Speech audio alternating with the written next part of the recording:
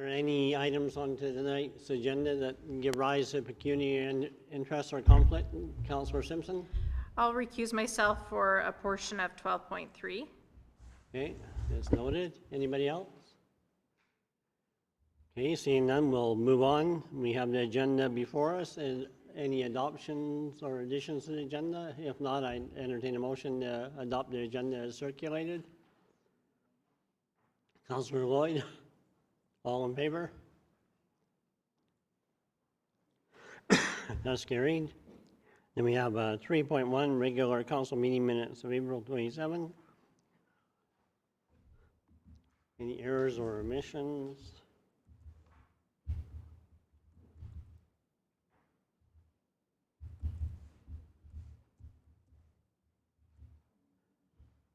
Councillor Chapman moves the minutes as circulated. Any discussion? Seeing none, I'll call the question. All in favor? That's carried unanimously. Thank you. Okay, and then we're on to 4.1. We have Dan Westwood and Jesse Pottery from the architectural firm to update us on the Rec Center design. So, are you going to introduce them, Caleb, or just? Sure.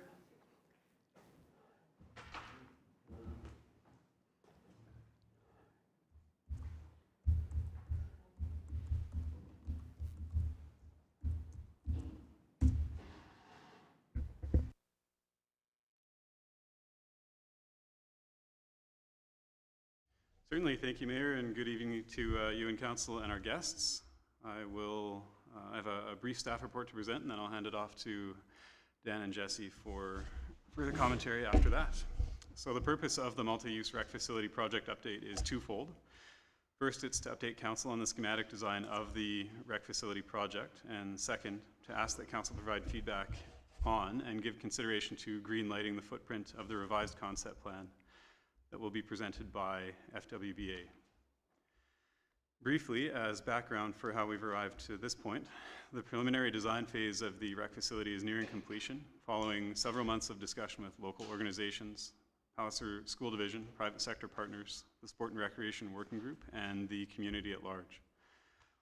Should Council greenlight the revised schematic design as presented, the architects, FWBA, the town and Palliser's joint architectural design consultants will be positioned to move on the detailed design phase of the project. While there will still be some opportunity to make adjustments to the interior of the facility throughout the detailed design process, the main question before Council today is whether the footprint of the revised concept meets the anticipated outcomes of the project. From a timing perspective, by proceeding to detailed design process, we will be able to be positioned well to respond to the province's call for shovel-ready projects that may be eligible for infrastructure funding.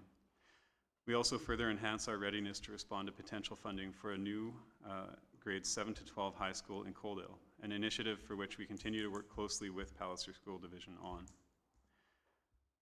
With regard to the process side of things, at the regular meeting of Council held on February 10th of this year, a comprehensive public participation update was presented for the multi-use rec facility project.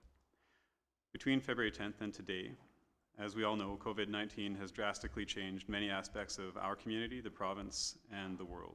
Subsequent to Council's directive, provided on April 1st, to continue with capital projects as planned for 2020, a final round of review discussions was scheduled with the Sport and Rec Working Group. We undertook this in a safe and responsible manner by holding a number of virtual one-on-one meetings and virtual group meetings with the architects and with the members of the working group who were able to participate. Prior to the last check-in with the Sport and Rec Working Group, preliminary design updates had already been made based on the substantial feedback collected through the community engagement efforts undertaken between fall of last year and January of this year. In summary, the preliminary design concept the architects will be presenting has been informed by feedback collected from the community by way of our public engagement activities and opportunities that have been held up to this point, and in consultation with the Sport and Rec Working Group and local entrepreneurs who have approached the town with partnership opportunities. Briefly, before I hand things off to Dan and Jesse, recommendations and council action requested this evening on this topic would be option 1, that council accept this report for information, and that council approve the most up-to-date preliminary design concept for the facility presented by FWBA, and authorize them to proceed with the detailed design phase of the multi-use rec facility. Or, as a second option, that council direct administration to make adjustments to the schematic design concept presented prior to providing permission to proceed to the detailed design phase of the project. That brings my comments to a close. I'm happy to answer any questions or pass it off to Dan and Jesse for their presentation. Thank you. Sir, does council have any questions before the presentation or hold them until after? We'll wait until after. Thank you very much. Okay, gentlemen, the floor is yours. I'll begin by walking us through the design as it stands right now, and then I'll give a report as to why we are where we are and our next steps accordingly. So I'll begin with a macro sort of view of it, looking at the site. What we have in front of us is the proposed site. There has been some change, as originally it was seen as being in the south of 16th Avenue there. It was our proposed site, but it was brought to our knowledge that we would actually be able to look at this entire site as a possibility. And so in touring the site, we noticed that the views from the site area towards the wetlands as well as the birds of prey were much more favorable than looking, say, due east from the proposed site. And we also noticed that there was a large hill that was already stockpiled along the west side of the Mallory wetland. And we thought if we could incorporate that into the site, it might present some opportunities. So what we're looking at is locating the building just behind that existing hill and bringing it down so that there'd be a view corridor between two hills by bisecting that existing hill. And taking that soil that we would be removing from that large hill and creating a berm around the proposed sports field so that we could create a natural windbreak and or seating for the sports field until bleachers could be placed upon the berms. So sheltering that new football and running track so that you're not just on the bald-headed prairie receiving all the winds that we do get from the west.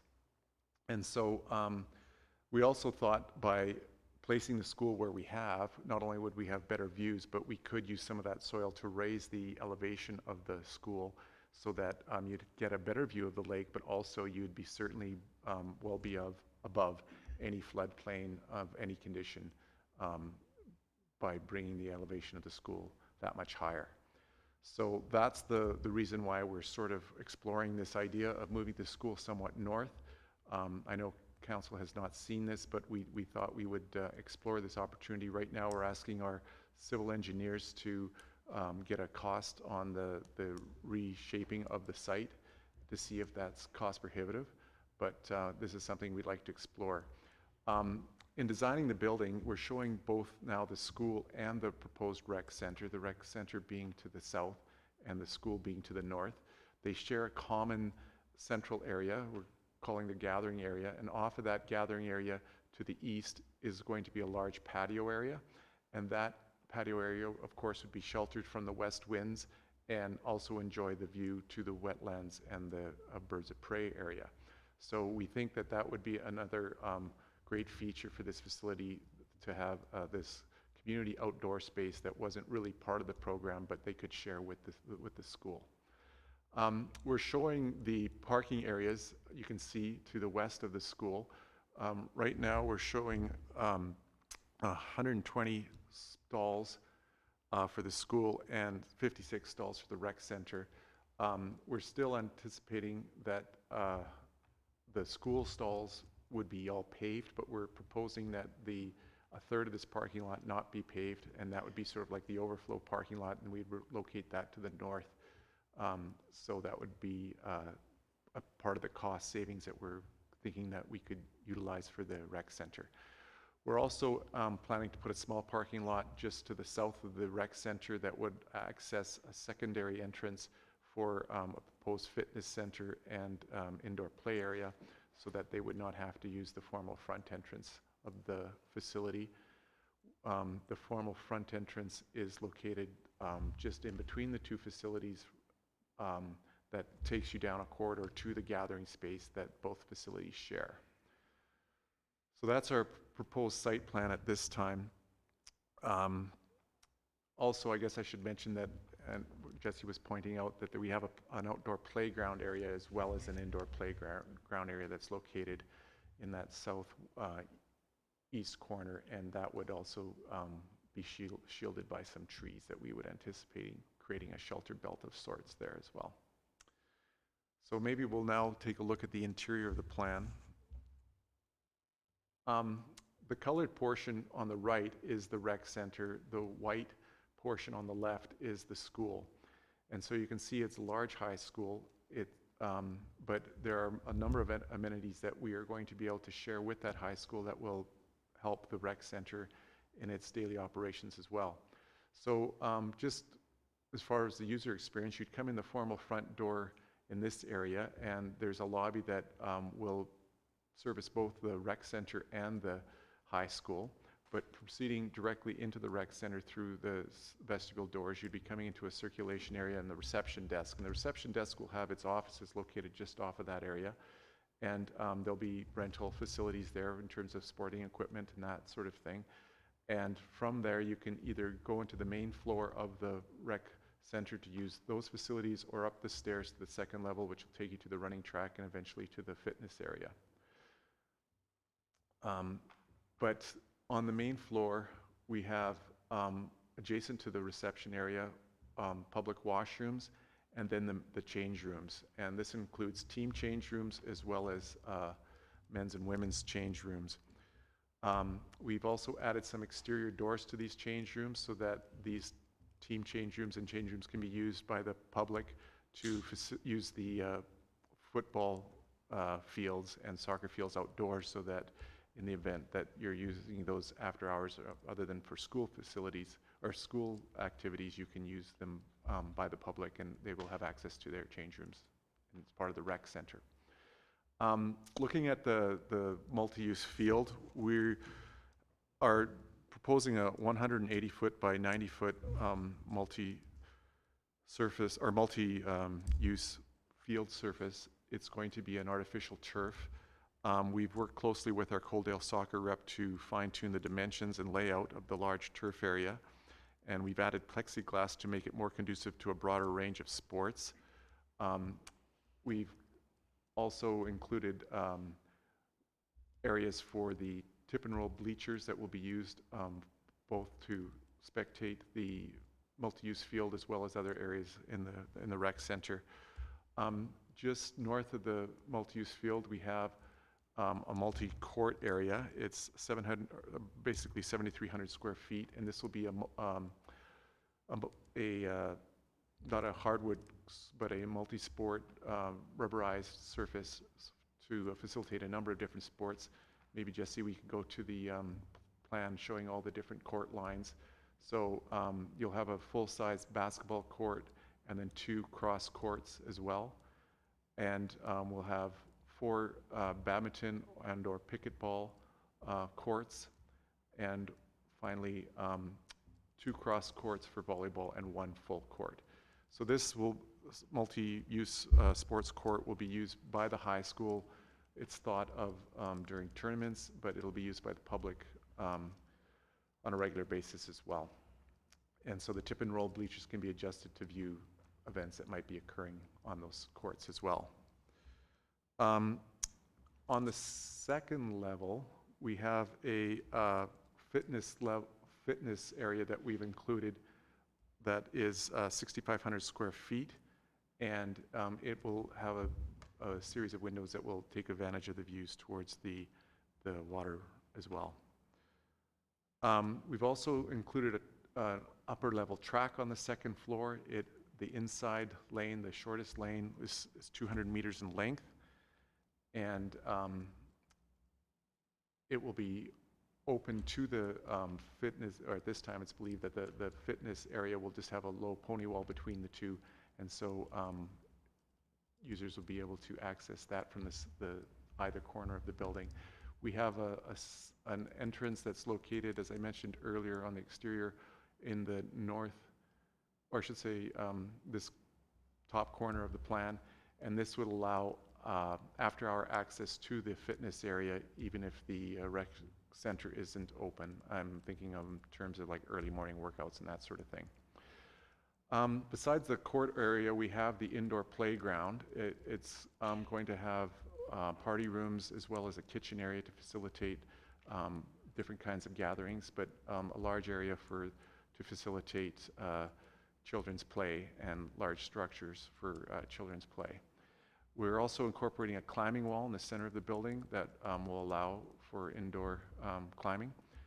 And then for community use, we have the flexible breakout rooms. There are one large space at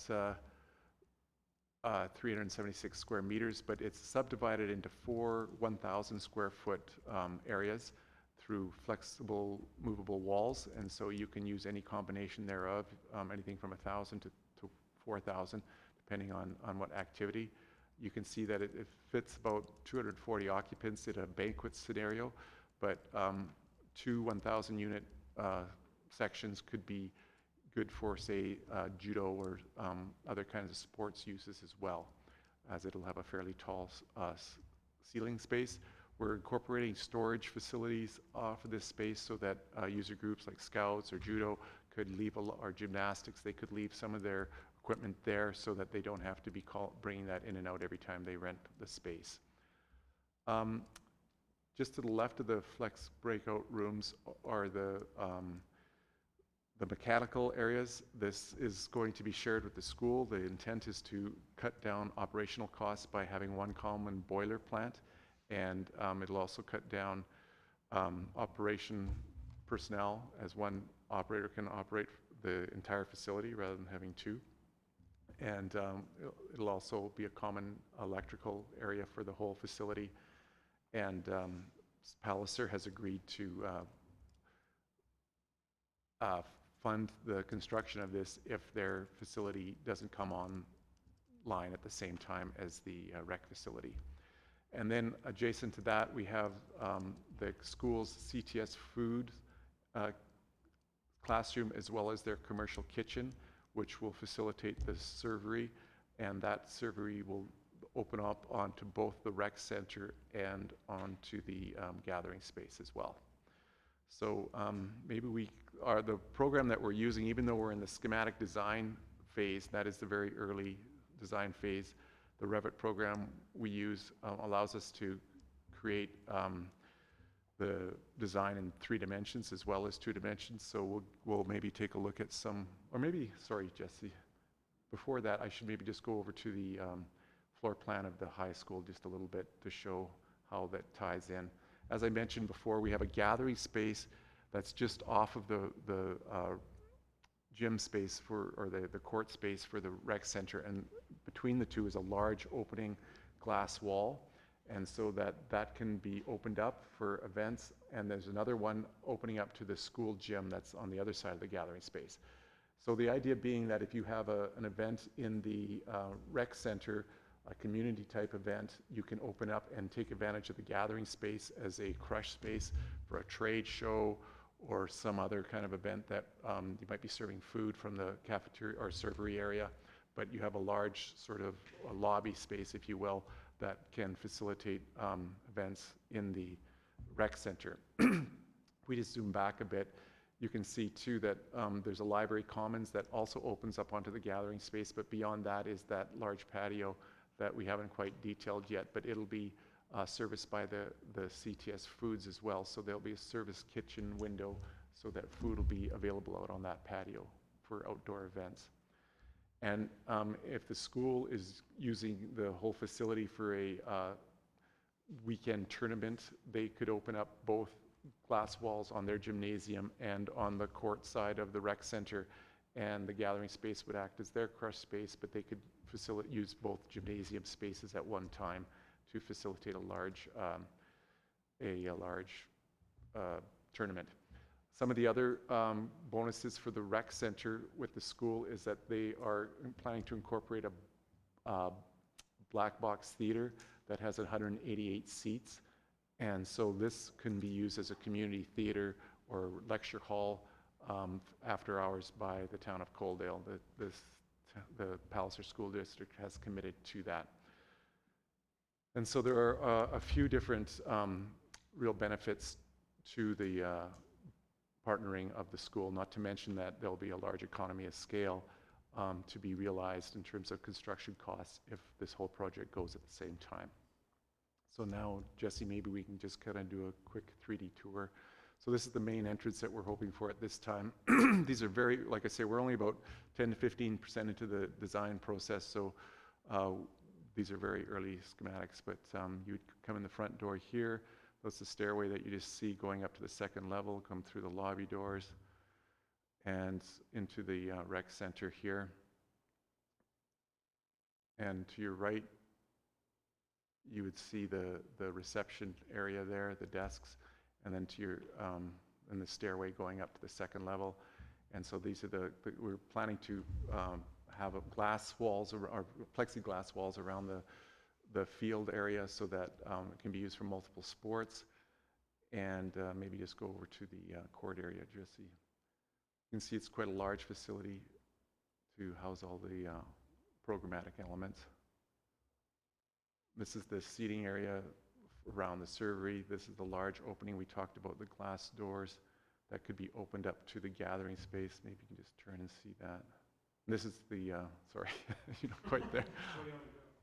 Just go forward so we can see the gathering space a little bit. So there's the gathering space for the school. Can we go in that a little bit more maybe? Get an idea how big that is. There'll be lots of natural light bleeding into this space so that it'll be a pleasant space. We're showing it empty right now, but it's going to be animated with all kinds of seating space for the students. And there's a servery from the school side. And then if we go into the court area of right now you're seeing it with a partition, like just a movable drop divider that would come down to separate the courts for multiple use. There it is with it up. But you can see the vastness of the space with the children's play area beyond the wall on the bisecting the space to the right there is the climbing wall, and you can see the walking track around above. Maybe you can take us up, Jesse, to the fitness area above. So here you have the fitness area to the left. We have no equipment in it as of yet, but it would be filled with weightlifting equipment. And finally, the views, you would see the wetlands beyond and the trees and everything that are associated with the Birds of Prey Center.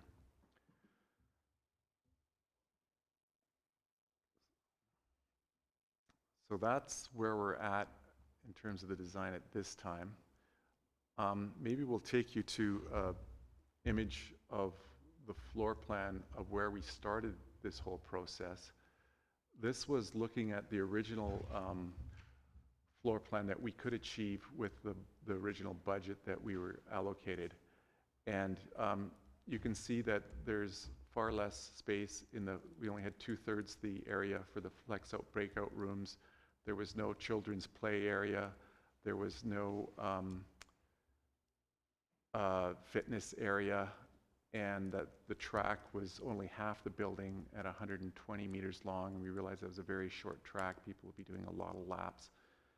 And we've also added a lot more washrooms in the building because we wanted to be able to facilitate large events like concerts that might be held, and as the turf that we're planning to put in the field area can be rolled up, and then so trade shows can occur on the hard surface, the concrete floor, and or other events could occur like concerts. And so we wanted to have washroom capacity for a large number of people, up to 1,000 people. So we've added that as well. So there's been quite a few changes that have occurred in the planning of the building, but I'll talk to that now as to why that has occurred. Maybe we can go back to the original floor plan, Jesse, while I go through this. Some of the changes from the original program spaces came from after we consulted with the various stakeholders and external entities, including the Sports and Recreation Working Group, residents at the community open houses, local user groups and organizations. And through that, it was recommended that the footprint of the facility be enlarged to make the facility as multi-use as possible. The consistent message that was relayed to us and your staff throughout the whole process has been that we should not build a facility that we as a community will outgrow before it's even opened. Another statement was, if you are going to build it right with the future capacity of the building in mind. And finally, the most important thing is to get the exterior shell right, and the amenities can be later included if need be. So as a result, we increased the flex breakout rooms from 3,000 square feet to 4,000 square feet in order to increase the number of options available for the use of those rooms. And we increased the size of the upper level track from 140 meters in length to 200 meters. And we've added extra change and teen rooms. And your administration also suggested that we add additional washrooms to facilitate larger events, as I mentioned, also to allow for multi-use of the facility up to 1,000 occupants at one time. In addition to the grassroots community feedback, the administration was approached with some public-private partnership opportunities. We have incorporated some additional space to facilitate the partnership opportunities, adding to the list of project synergies. This includes a second level above the flex-out breakout rooms that could be the site of a weightlifting facility, which we showed the fitness area, one that would overlook the wetlands and park areas, as we pointed out. Also, instead of the town covering the costs of the indoor playground equipment, it was thought that a third-party provider could cover this expense and operate this area within the facility. This will save the town both from a capital and operating costs, and will deliver on one of the top programmable needs amenities identified in the community surveys. Although we can't get into great detail about the third-party providers' plans at this time, what we can say is that while we've added space to the facility, we've also increased the town's revenue streams through the inclusion of revenue-generating leasable spaces. So from a massing perspective, we've added 6,500 square feet to the upper level for the fitness area, and 4,300 feet to the indoor playground. Including the added leasable commercial areas, we've increased the building size from 46,000 square feet to 66,000 square feet. Of this increase, approximately 2/3 of the additional space is from the additional leaseholder space that will contribute to the capital and operational and maintenance costs of the facilities. The remainder of the increase in square footage stems from the larger upper level track, the additional multi-purpose breakout rooms, the designated bleacher areas, the room to set aside for designated batting cages or climbing walls, and additional washrooms. From a budget perspective, we are near the end of schematic design, which allows us to create what is called a Class C estimate. This will be completed by our cost consultants. And at this very early stage, a Class C costing is typically accurate within plus or minus 20%. At this stage, we're also carrying a 10% design contingency and a 5% construction contingency. We believe market-wise it's a very good time for construction. The full impact of COVID on tender prices is not yet known, but it is anticipated to result in a lower rather than higher bid prices. The footprint presented this evening includes revenue-generating spaces in the form of commercial lease spaces that will help to offset the additional capital costs and required to create these spaces. The economy of scale savings will be realized in co-construction situation with Palliser School Division, and we will continue to hope for the school funding announcement. We've all recently heard of increases in the infrastructure spending to help generate work, and we've heard that some of that is definitely coming towards schools spending in this province, so we're hoping that will be included in that with the Kate Andrews High School. The shared facilities will also be advantageous from an operational maintenance cost perspective and the programming perspective as well. Palliser, for example, plans to incorporate, as I mentioned before, on their side of the facility, a large gathering space, a black box theater, and commercial kitchen and outdoor patio that the town will be able to use for their purposes as well. With the inclusion of the commercial lease spaces, we also anticipate there will be work experience opportunities for the high school students through the fitness center, the concession, and the indoor playground, hiring students. In terms of future costing, as we get deeper into the design process, we'll be able to provide a more refined estimate as additional details become known. At the end of the detailed design phase, which comes next, we'll be able to provide a Class B estimate, which is accurate within 10 to 15% of the anticipated final costs. And then at the pre-tender stage, we will provide another estimate, which gets us within to 5 to 10% of the contract award price. The costing price or the costing process kind of works like a guided missile in that at each phase you add and subtract to get back on course, continually correcting your path until you hit your target. Also, there'll be some possibility of phasing in the event of an overrun due to any number of potential unforeseen market conditions. We could phase certain elements of the facility to come in at a later time as funds become available. For example, if the project comes in above the anticipated budget, we could postpone the inclusion of the running track to a later date, which would take about a $1.4 million off the cost. We could postpone the movable walls in the flex rooms, which could save an extra or estimated $200K. The servery could come in at a later date, which is approximately $100,000. The climbing wall, another $100,000. The additional washrooms, we have 20 fixtures at this time. We could open with half of that and just rough in half, and that would save probably another $100,000. And these are just a few examples, bearing in mind that every decision that we make from this point forward will increase or decrease the total cost of the project. So what we heard loud and clear is get the shell right. It's better to fundraise for specific amenities later than to outgrow the exterior walls of the facility. So in summary, we don't want to give you a specific number today because there are so many variables that could change the cost, but we will be obtaining a cost estimate from our quantity surveyors at the end of the schematic design phase, which we're just finishing up right now. We're at the process of getting schematic design reports from the consulting engineers for both the rec center and the school, and we will then react to the costing at that time and make sure that we're still on budget.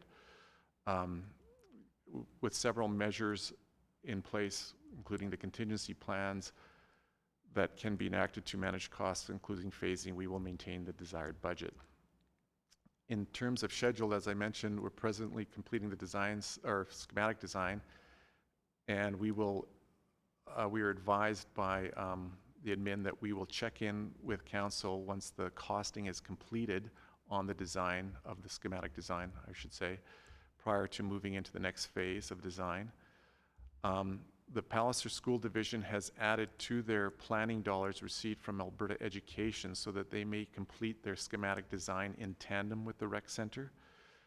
We hope to hear that they will be receiving funding for Kate Andrews High School so that both projects can tender in the new year and both begin construction in early spring 2021. And at this time, we're also still looking into the possibility of other sport and recreational groups or commercial entities who would be willing to raise additional funds to add extra space for a sports simulation space for batting cages, golf, and hockey. So that concludes our report. If there's any questions, I'd be happy to answer them at this time. Any questions through to the architects? Councillor Holm? Thank you, Worship. 4 or 5 of them here. Okay. So the first one, with the change of the location of the rec center, is there going to be any impact on the existing walking paths and trails that go around there? And are they going to be incorporated into an outdoor running and walking space included with the rec center, because right now I don't see how you can get out of the rec center easily to get onto those running and walking trails that we've already got in place. We aren't anticipating any changes at this time to the existing trails. If anything, we'd be just tying into them and adding to them in that regard. But what we're showing here is probably an enlarged wetland, as would be the high water mark. So the trails are, I believe, presently just encompass the wetland high water mark, and so those would still be in place, and we would be adding to them, obviously, to tie into them.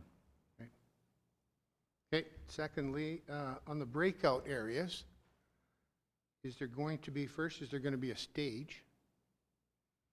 We're going to have it for outside functions, whether it be weddings or community events, et cetera, et cetera. A lot of times, stages are pretty important to be able to utilize that. And secondly, how do we incorporate bringing food services into that area if we're going to be using it for those outside functions? Because right now, you'd have to walk through the boiler room and the water heater area to get food from one area to the other. Yeah, that's very good points. The idea of a stage hasn't yet been looked at specifically. We talked about it briefly, and we realized that some of the center movable walls that we show now might be better situated on the far wall, so that the stage could occur there. We would anticipate the stage just being a portable setup stage rather than something that would be in place all the time that would preclude or use up too much area. But a lot of these hotels do have these sort of either stages that they set up in place or ones that fold up against the walls. It's another stage that we've used on similar projects. Right now, we're anticipating the catering coming through that main circulation area. It is possible to create a back hall, though, if that's seen as undesirable, but that would be something we would explore in the detailed design phase, but it's a very good point. Okay. The third one that I'm most concerned about is, why do we have two gymnasiums, one in the school and one in the rec center? I think at least in my vision of this whole thing, when we had talked about it being a joint project with the Palliser School Division, would be that the gymnasiums, we would need one. I'm just wondering if it's possible to have the one have a third cross court area, so the gym is a third bigger, and eliminate one of the gyms, and that way we could still have pickleball or something going on 1/3 of it and 2/3 of it through the high school during the day and at night times. But to have two gymnasiums in this is outside my vision of why we put it as a joint facility. That was explored and discussed at the beginning of the project, and unfortunately, the school indicated that they would not be able to do that because of security issues related to how schools operate now. General public are not allowed to wander through a school, and so to share a gym, it was seen that we would have to have the building such that the gym or there'd be a demising wall between the two gyms that would have to be in place all day, every day during school hours. And we would also have to be able to access that gym from both sides. And that proved to be problematic. And the school, unfortunately, felt that they couldn't maintain the security that's required in a school nowadays and share a gym. So the gyms, it was decided at the very beginning that they would have to be split.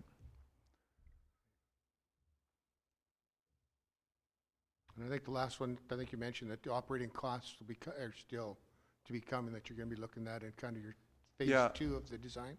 Yeah, so as you know, it's one thing to pay for the construction of a facility. It's another thing to maintain its operation and in terms of cost. And so the administration is looking at the addition of these third party to come in to help with the operation and maintenance costs of the facility. And it is seen as offsetting some of the capital costs, but also providing a revenue stream for the operation and maintenance costs as the facility continues to operate. So right now we're looking at what kind of rents can be achieved and how that will make sense in terms of adjusting the size of the facility. And the last one is just kind of a sidebar. Did you look at all at putting solar panels in? I know go to Raymond and all of their parking lots and a lot of their facilities is all covered with solar panels, and it directly feeds and cuts into the operating costs of some of the facilities. And I didn't see where that was We are going to explore it. A lot of the schools have enjoyed having solar panels added to them as part of an initiative through the NDP government. It was installed or initiated, and some of the schools are still doing that, but we have to see if, when the school is funded, if that will include the additional funding that's associated with the solar panels. It'd be something we'd like to very much to do, though, if at all possible. Thank you, Worship. Thank you.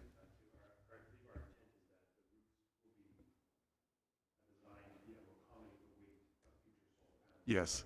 Yeah, even if we don't receive the funding at this time to include the solar panels, the structure will certainly be designed for future solar panels in the event that they are affordable or funded at a later date. Yeah. Councillor Simpson? Your worship, I just have a question with the breakout room and the 2 courts. So on when you walk through, you show that the nets are on the end. If those areas are open, are we having something that to stop the ball from going into the breakouts or the gathering space? No. In the event of a tournament, it would be seen as that would just be a free ball to go through in order to keep the circulation open. Traditionally, that wall would be closed during operational times during the day and evenings, unless it's some kind of event that wouldn't be an issue. In other words, like if there's a trade show going on or some kind of community event that you'd want the gathering space to facilitate, then we don't see it as an issue having it open. But in the event if it's just a basketball tournament, it would just be, a ball would be able to go just like it does in a gym. We've done a lot of schools with this sort of scenario where the gym backs to a glass wall and that wall is opened up in tournaments and it hasn't been an issue. But on a daily use, I could see your concern, but those doors would be anticipated to be closed on a daily basis. Jotman?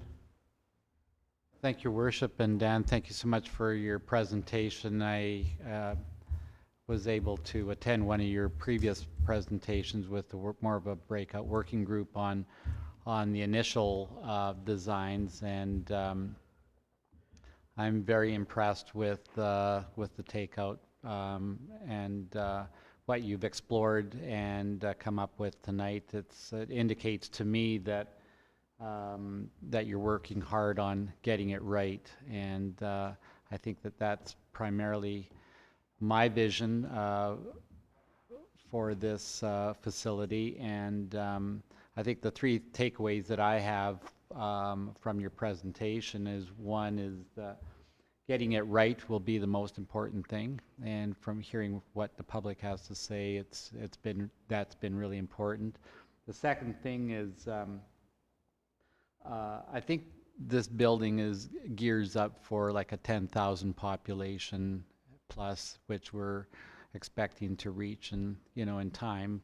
And I think that this would be a really great fit and a great attraction for developing our community in a very robust way, and make our community much more competitive, in particular with soccer and some of the other programs that are available. So that's the second thing. The third point I'd like to make is that the timing on this, I think you're right, and especially with the situation both regionally and globally, I think that we might be in a right position to conceptualize and to build a facility that might be a real destination for so many reasons. And a 20-acre campus is what was being proposed here. Really has a really great feature to it, and being the location has everything to do with it as well. And so I really appreciate your perspective on the location. Thank you. Councillor Lloyd? Thank you, Your Worship. I just have a question with the theater, with 188 seats. There's obviously going to be a nice stage on that area. It's more of a black box theater in that, I don't know if you're familiar with the Yates. We've done a number of these black box theaters in schools recently. The Yates has the secondary theater that's a black box as well. And so the seats that we are showing are actually bleacher seats that can be retracted into the wall, but they're typically seats that have backs and armrests and are upholstered, so like a theater seat, but they nonetheless can retract. So that black box theater can be used for dance or other functions because it's a fairly large room. You can see it's 277 square meters. And in terms of productions or theatrical productions, because the seating is raked, if you will, through each seat is has a clear view from the row in front of it because of the rising nature of it. The actual stage is just flat on the floor level, and through a series of curtains you create backup stage, and we have other spaces that can act as green rooms like the neighboring music room. So there is no stage per se, but it works well as a theater.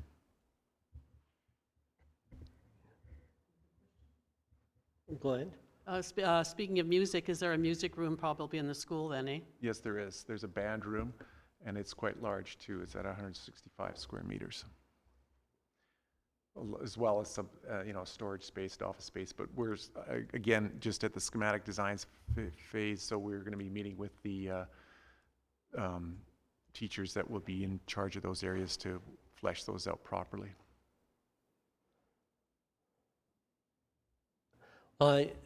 During your presentation, I noted that you came back to the fact that you got lots of input from the working group and other stakeholders, and you echoed the message of getting it right and doing the right building envelope right off the bat, and council has contemplated that thought before, and we're very much in agreement with the idea of getting the envelope right, and your indication of the possible phasing and that gives a lot of off ramps for what a budget might look like, or hopefully the favorable costing in this economic downturn might be very advantageous. But I think the possibility of all the different revenue streams, and one that wasn't really mentioned was the recently executed inter-community collaboration framework that Lethbridge County and the town did, and that creates an additional $90,000 a year that wasn't really even included in our thought process of this. So that we're really thankful that we have our partners. We have Palliser working hard. I think they've already contributed quite a bit into the synergy of the project, and working with Lethbridge County is in their wisdom to fund joint recreational facilities, and in sharing the costing of that is really awesome. So I think it really bodes well for the future of the project, and it's very good. And thanks for all the work that you have done, and for the next phases. Looking forward to seeing what the next phases look like. Is there any other questions or comments? Okay, seeing none, if you and Jesse might want to take this as your opportunity to exit stage left. And Thank you. thank you again.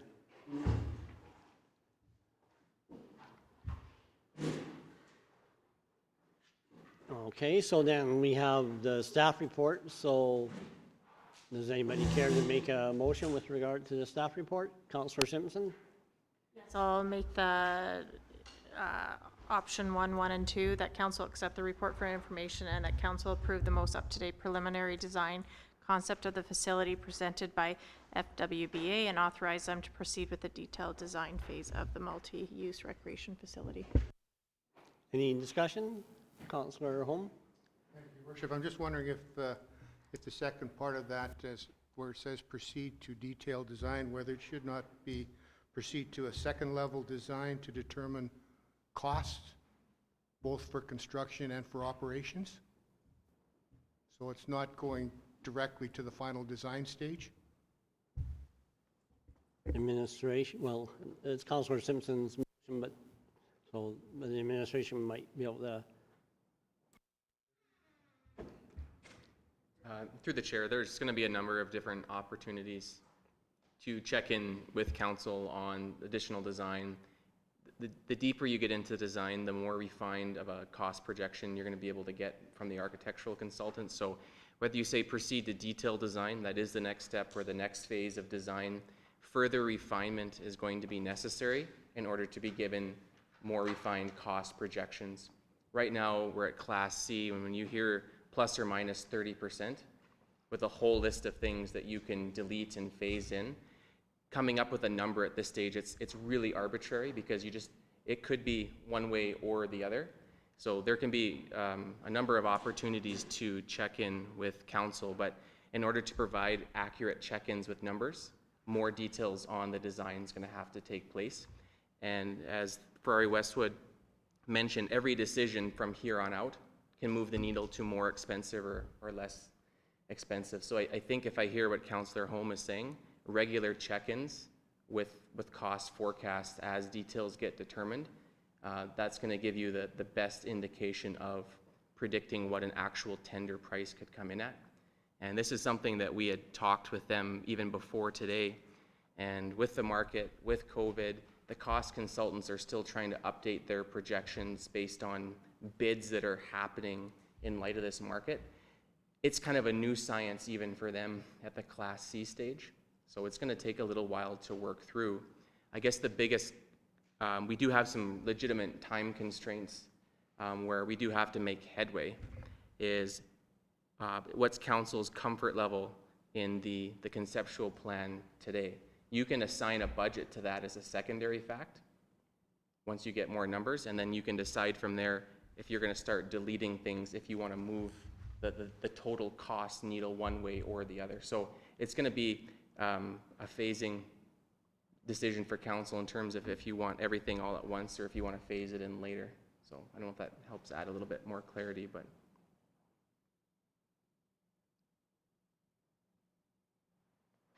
So we have the motion by Councillor Simpson. Any other discussion? Okay.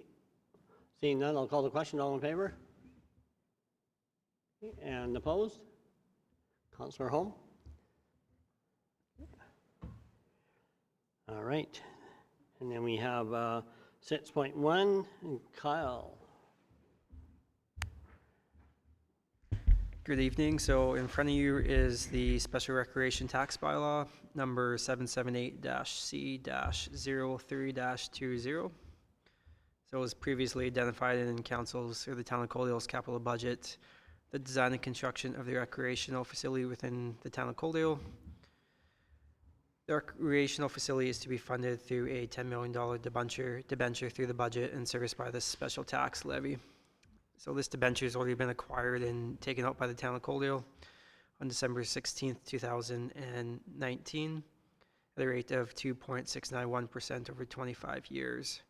It's currently earning interest at 2.5% in our bank account. So the reason this was done to lock in a lower rate soon, and we could still service the interest on the majority of the interest on the loan through our current savings. The special tax levy would apply to each developed residential parcel of land within the municipal boundaries of the Town of Coaldale at the rate of, excuse me, at a rate of $120 per developed residential parcel within the municipal boundaries of Town of Coaldale. Turn it back to council for any questions on the bylaw. Okay, thank you, Kyle. Any questions through to Kyle?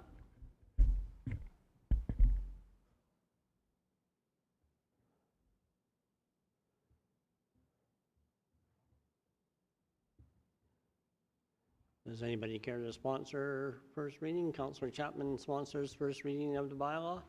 Any discussion? Seeing none, I'll call the question. All in favor?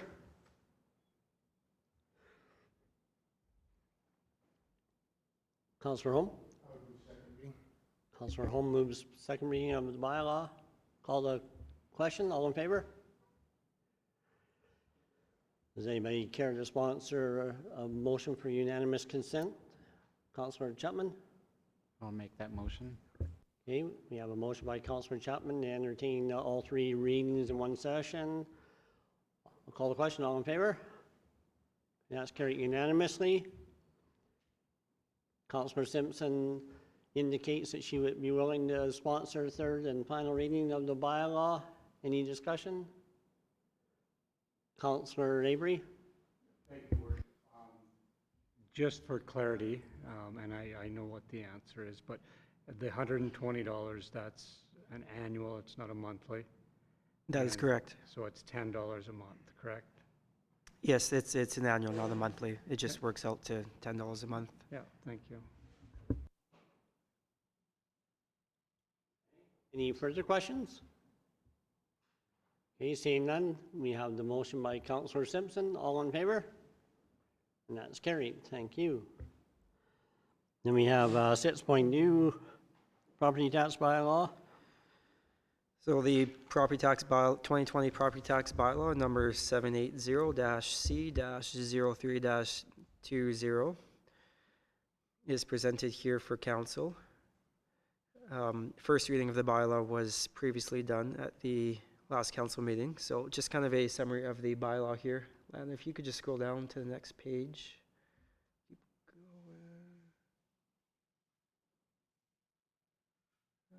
Is that just blank? So just kind of a summary on the property tax bylaw here. The residential and non-residential tax rate has been set at 0%. So as a municipality, we are able to collect taxes essentially through two ways. First is assessment and then multiplied by the tax rate. So as the assessment changes for the properties, if inflation of a property goes up, that's also factored in. So even though the non-residential tax rate is set for a 0% change, we can see the actual mill rate has reduced by 3.7%. The education portion of the mill rate has also reduced too, as there has been an over levy of taxes. Right there is great. Last year there was an over levy of educational taxes last year of $120,000. This is given to the residents and businesses as essentially a credit for this year. So that reduction in the educational is just for 1 year. It'll flip back next year once that credit's used up. Finally, our assessment figures came in higher than initially when budgeted. So typically when we have higher assessment that's not included in the budget, those figures are put to a general reserve or reserve for future use.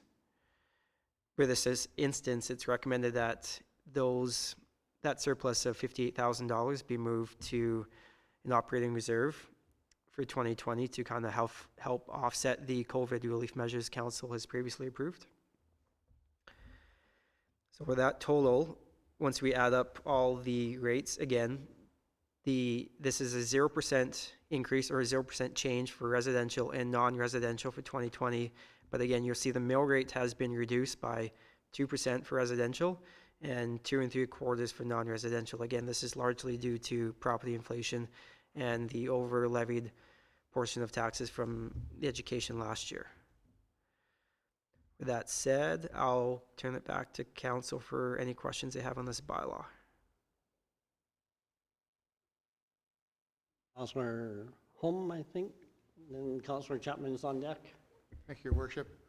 I guess that was my understanding when we passed first reading of this was that we had passed a motion to not change the mill rate, but not necessarily have a zero increase in the amount of taxes. Maybe I'm wrong with that, but that was my understanding. So on the March 30th council meeting, council moved to put in a 0% change in the tax rate. So the tax rate, Again, if somebody's property goes up and you want to stay at 0%, the mill rate has to reduce to stay at the 0%. So essentially, if you look at non-residential municipal, the mill rate changed by 3.69%. If you want to keep that mill rate the same, you're essentially increasing taxes by that much because you're not taking in consideration inflation of property. So that's why the mill rate reduced to keep it the 0%. If we keep the mill rate the same and we don't adjust for inflation, then we're essentially increasing taxes. If that helps answer your question.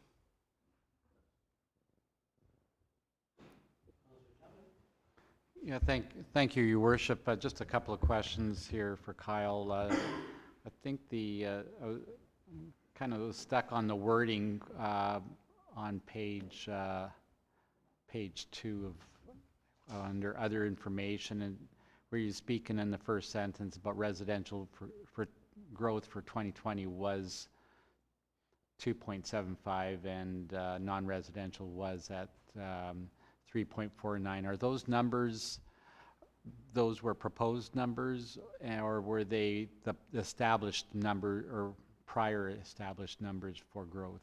So those figures you're looking at, the other information, that's the actual increase in growth and assessment. So like new buildings, think of it as the 2.75.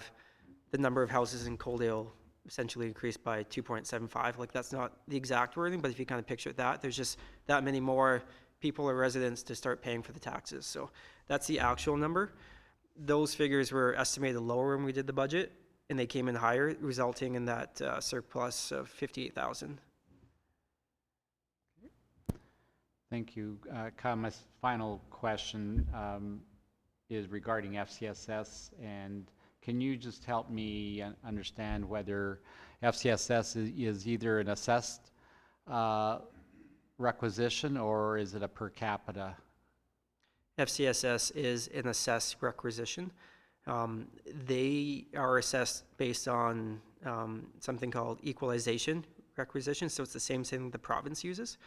So based on what Coaldale's municipal mill rate's being assessed on, it's actually a different number than what FCSS in the province uses. They use equalization. That changes slightly just to keep a little more standard across the province. So it is assessment, but it's a different figure than what we use for the municipal portion. So would that change then as well with the 0%? Will the mill rate change? Because the mill rate would be affected, right? Yeah, so the 0% doesn't factor into the FCSS. FCSS will factor in what funds they require, and they will say, send the levies out to the municipality saying we require this much, and then it's essentially split up between the total assessment for the town of Coaldale. So FCSS, if they set a 0% increase, but their equalization assessment has gone up, then the taxes will go up as well. So it's kind of twofold there, if I answer that. Thank you. Thank you, Worship. Mine's more of a comment than a question. I would like to compliment you and your team, Kyle, on this. It's very open, clear, and transparent.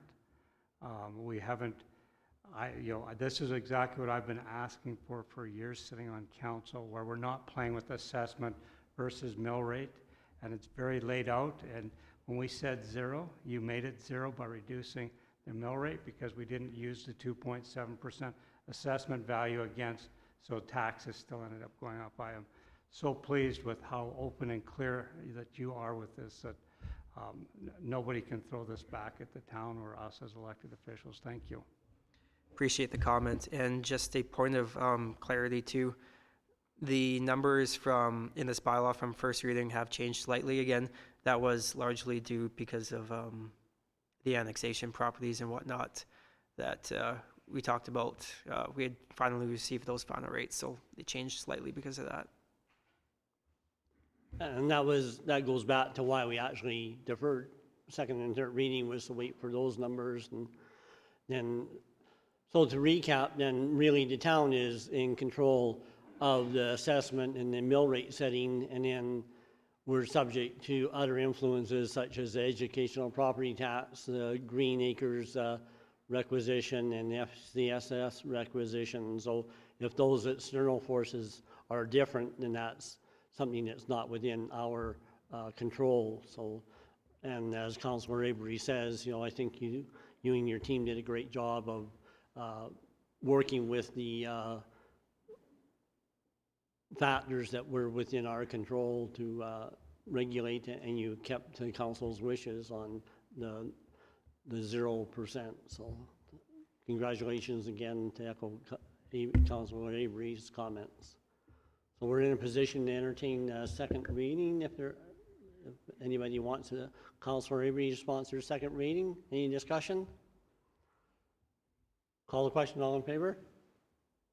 Okay, and I saw Councilor Lloyd wanting to jump in, so the third reading is still open if you care for that. Okay, Councilor Lloyd sponsors third reading. Any discussion? All in favor?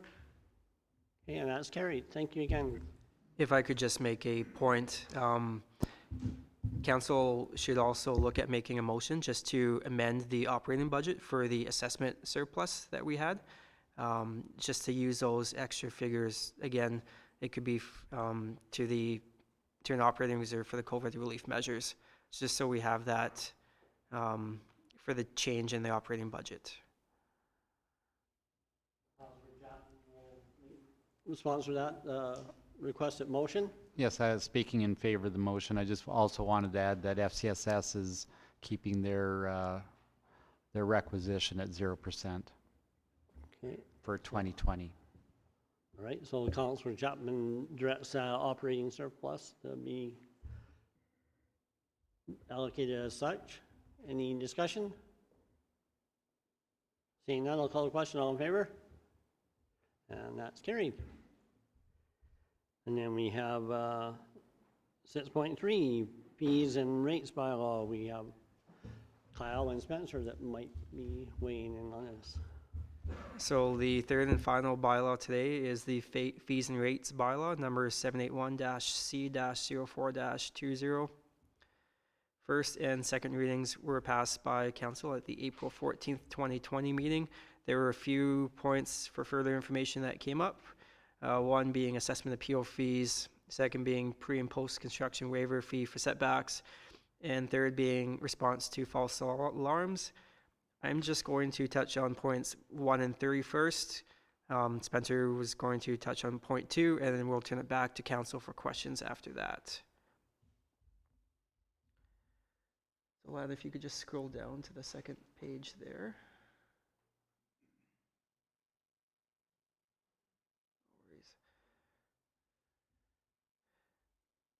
So as part of the assessment fee appeal, perfect.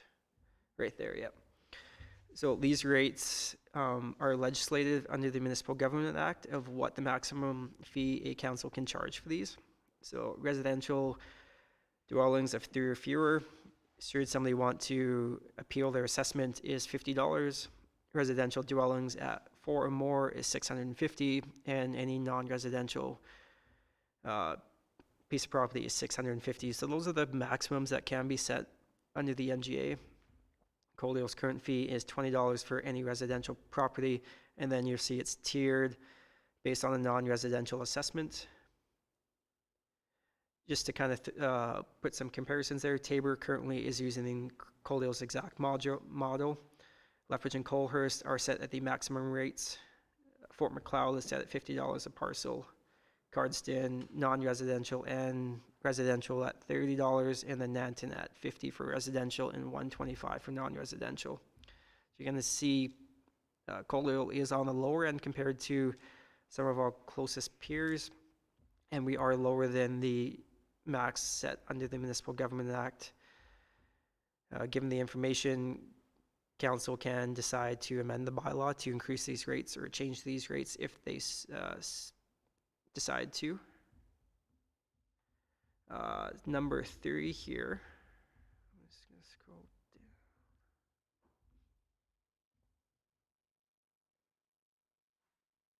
So this is a fee for that emergency services can charge when responding to false alarms. Current fees were established a few years ago by the Coaldale Fire Department. At the time, comparable fees were reviewed and noted that many of the smaller municipalities did not charge a false alarm fee. Results, they went back and compared to larger cities from Alberta. Coaldale's current fee for false alarms was structured at that time so that we had a fee that was higher than the non-existing fee smaller municipalities were charging, but also lower than some of the larger cities in Coaldale or in Alberta were charging. So there you kind of see a comparison between Lethbridge, Edmonton, Red Deer, and Coaldale. And then, sorry, I just received further update that Tabor, I believe, currently for the first and second call-outs, they have no charge, but a third one or anything within the 6 months, they charge $100 for response. So that's a little comparison to something same as a Coaldale. With that, I will turn it to Spencer here to touch on the pre and post construction waivers. You, Kyle. So I'll briefly touch on this. I know in the written commentary I've been as comprehensive as possible. However, I'll try to focus in on what I understood to be the focus of the conversation at the previous meeting where this item was discussed. So from time to time, as the councillors who are currently members of the Planning Commission and who have in the past been members of the Planning Commission are aware, we deal with applications to the Planning Commission for discretionary use or a waiver that's been in place or is being constructed and is therefore outside of what we consider a conventional process for our development permit application processes.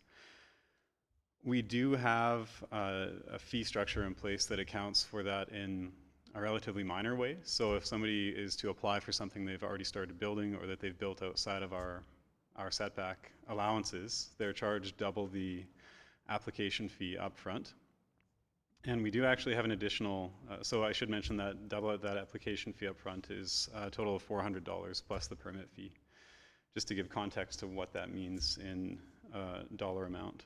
We also do have a penalty section in the development fee schedule and in our land use bylaw itself that allows us to charge anywhere from double that fee amount to $2,000 for a penalty if the Planning Commission sees it to be a necessary step to address these types of situations. I don't believe in the time that I've been with the town that that has ever been enacted or made use of.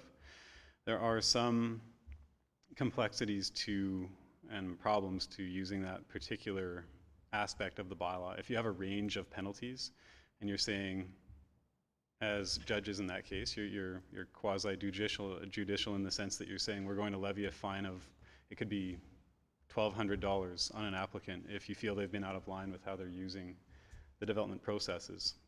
That, as far as I understand from past experience and relative knowledge on the topic, can be problematic and can be challenged in an appeal process relatively easily. So as far as I understand this to work, it's always easier to have a specifically identified dollar amount for a fee or a penalty if that's something that council wishes for the Planning Commission or even staff to be able to entertain.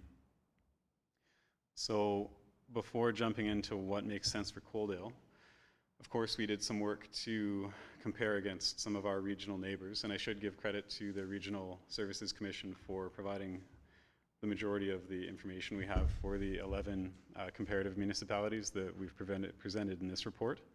It is worth noting that Coaldale does not have an additional or separate fee for a residential or any other use development permit for construction that's already been started or completed for a typical permit that wouldn't be tied to needing a waiver of some kind. So what that means is we only have a fee if post-construction waiver takes place. So somebody's built 12% into the side yard setback. That's beyond what staff can decide upon, so it's a $400 fee plus the base fee. A lot of other municipalities in the region have a totally separate fee if an applicant has started construction, whether or not there's a waiver request attached to that or not. So that would be an additional measure that we would be able to put in place if council so wishes for applications that are building outside of process, but not necessarily needing a waiver. I would also note that some of the other differences that other municipalities are a little bit more consistent on outside of Coaldale would be specific fines or fees for basically doing a number of other development-related processes without using proper town permitting processes. So anywhere other than Coaldale essentially has change of use fees or industrial application fees if you're applying after a development's been constructed or built. Now, I'm not sure that this particular time in the rates and bylaws or rates and fees bylaw process would be appropriate to dig into this in that much detail. However, I would leave that up to Kyle and council, of course. So I'm happy to field any questions that council may have. And ultimately, what I've tried to do in the written portion of this part of the report is indicate that this is not going to be a solve-all. It never is, because some applicants will just want what they want, and they'll take the risk of building without obtaining a permit or a waiver and then coming in afterwards. But it may very well reduce that eventuality if we do increase fees in a meaningful way.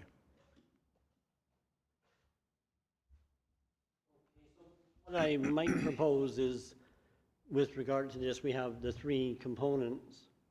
So maybe it might be easier to get consensus on each as we go through. Like we have the assessment fee component, and so would I guess I'd probably be leaning in favor of just going with the mats as per the MGA on that one, but I'd open up the discussion to council on what their thoughts are.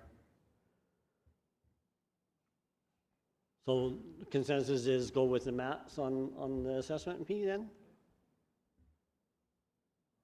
Okay, anybody, okay, so then maybe then just with a little bit of liberty, I like to switch down to number 3, because that Spencer gave us a very broad range of stuff to go through, and I think the false alarm one might be a little bit simpler to bite off right now, and then we can, so with the false alarm, is there any consensus on what you would like to do with that? I think no fee for the first call seems to be fairly standard, and then any thoughts on where to go from there? Councillor Lloyd and then Councillor Chapman. Yes, thank you, Your Worship. I think we should be more aligned with what the other places are and have a charge for the second one and increase the charge for the third one. 150 isn't very much for a third charge. That's my thought. Councillor Chapman? Yeah, thank you, Worship. And I guess my only question is on the second response. Is there a reason why there is no charge as compared to other municipalities who do? Otherwise, I would make a recommendation for a second response fee, more in line, more of I'll say up to $100 on a second charge, on a second response. Third response would be $200, and fourth response would be $300. Just to touch base on Councillor Chapman's question, the reason there is no charge for the second response is just to kind of create that balance between the fees for the larger cities and the fees that smaller municipalities were charging, essentially zero. So that no charge for the second response at the time this was put in was just to see that balance between it. So, but again, that was a couple years ago.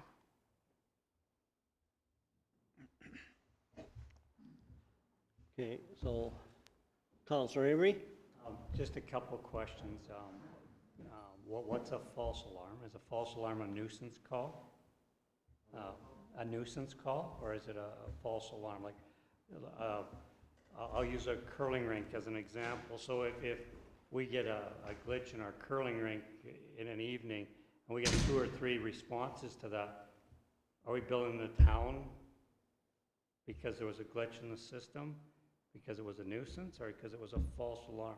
Are we deterring people from calling and tying into a system on a residential system if they're going to know there's a fee for it? Like, I know as soon as you start charging, people will stop calling, people will stop using, and we provide a service for our ratepayers. We shouldn't be discouraging them from using, and with today's technology, there is going to be the nuisance. I burnt my toast and it set my alarm off, went to my alarm company, they called the fire department. So, you know what? I get a bill, I'm gonna disconnect that. And I'm not gonna have it go to the alarm company anymore. And it's gonna go to my cell phone, but I'm gonna be an hour away at work. And I'm gonna drive home and check, and my house is on fire. So, I don't know, I'm really, have always been concerned about the fire department, you know, and I understand that the tax dollar is to put the equipment in the station, and then you have to pay for the response, but there's also got to be something to deter people from not calling, not using. And like I said, with today's technology, more and more homes are getting the alarm systems in them, and the calls are going up. I know that with the department I'm with, the calls are going up, but I don't deter them from using that because it's early sign, early detection, dollar saved. And that's what we like to report on. Dollar saved, not dollar lost. Kyle? Just to address Councillor Avery's question, so the definition of the bylaw and the false alarm is related to malfunctioning fire safety installation or other safety devices during a calendar year. So that's what's classified in the bylaw. Again, you have a lot more expertise, obviously, than I do. So if one council could look at changing the wording if they wanted to make any changes as well with that.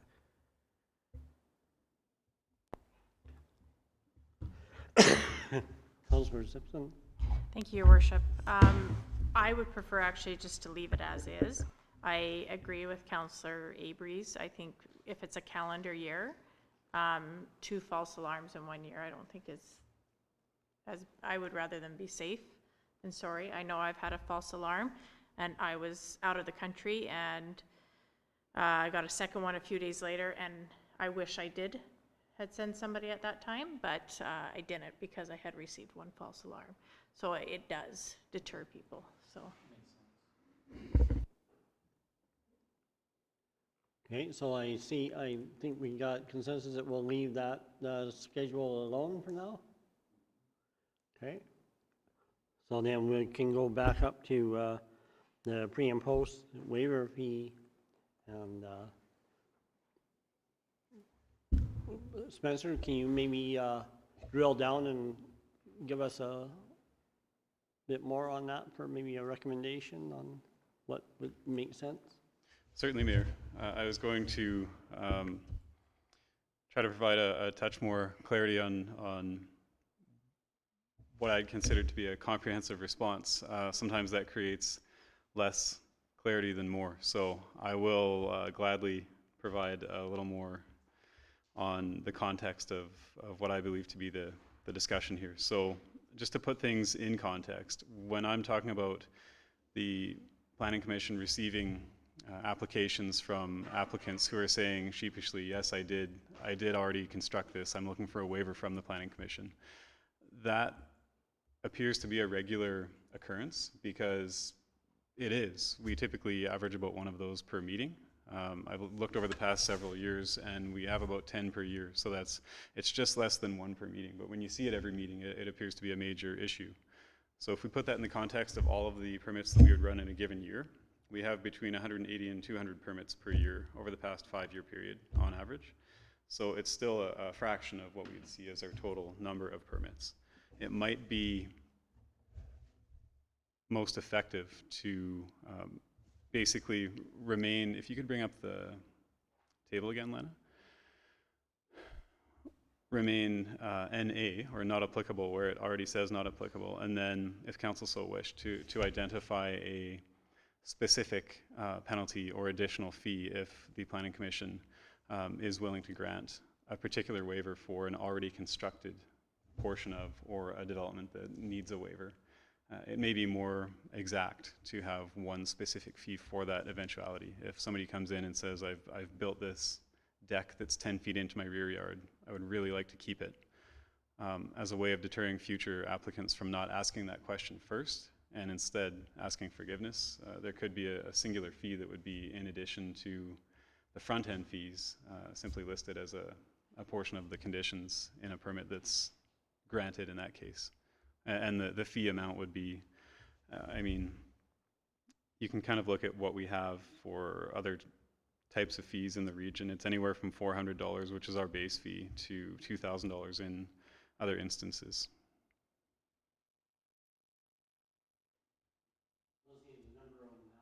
Times the fee sold. Is that?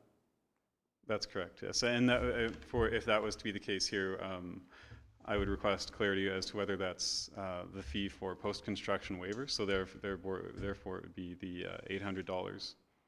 If it was 400 times 2, then that would be the 800. Or if it was a fee for a general waiver request times 2, which is where we're effectively at right now anyway. So I'm going to throw this over to our illustrious chair of MPC that kind of lit the fuse on this one and see what you feel. Your worship. So is it, or would we be completely out of line if we left the fees the same as they are showing there?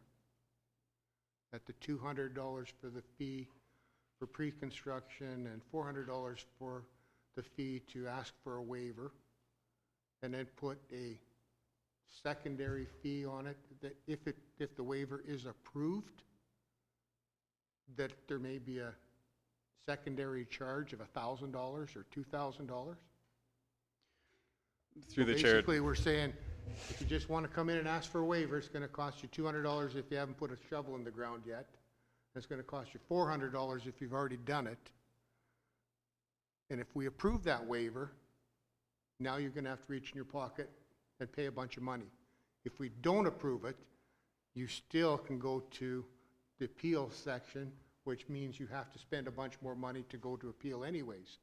So we're basically kind of saying, okay, go ahead, bring the waivers to us, but if we grant the waiver, you have to write us a check. And if that's possible, I'd like the pre-construction extra check or extra fee to be $400, and the post-construction one be at least $1,000. Spencer? Certainly, through the chair to Councillor Holm, that would be workable, certainly. And I might suggest that given the current structure of our development fee schedule, it would be listed specifically as a penalty that would be tacked on with any granting of a post-construction waiver request beyond the 10%.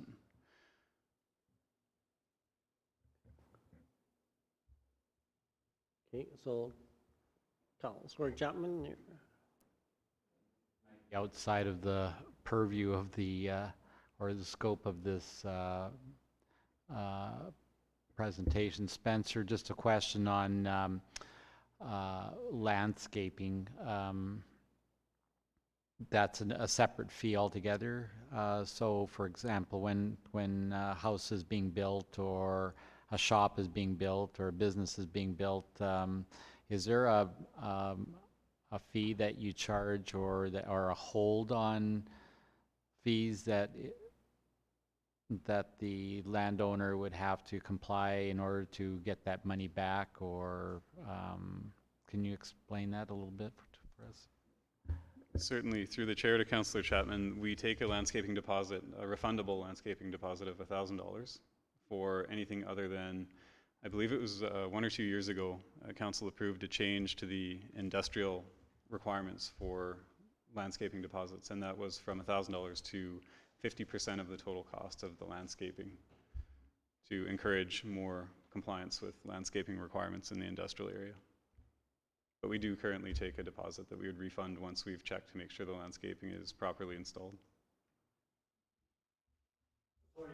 You maybe take what Councillor Holm said and maybe propose the fee structure, the fee or penalty structure in here so we can have the clarity that's needed to, just to recap it. So you're looking at a pre-construction of $400, right? And a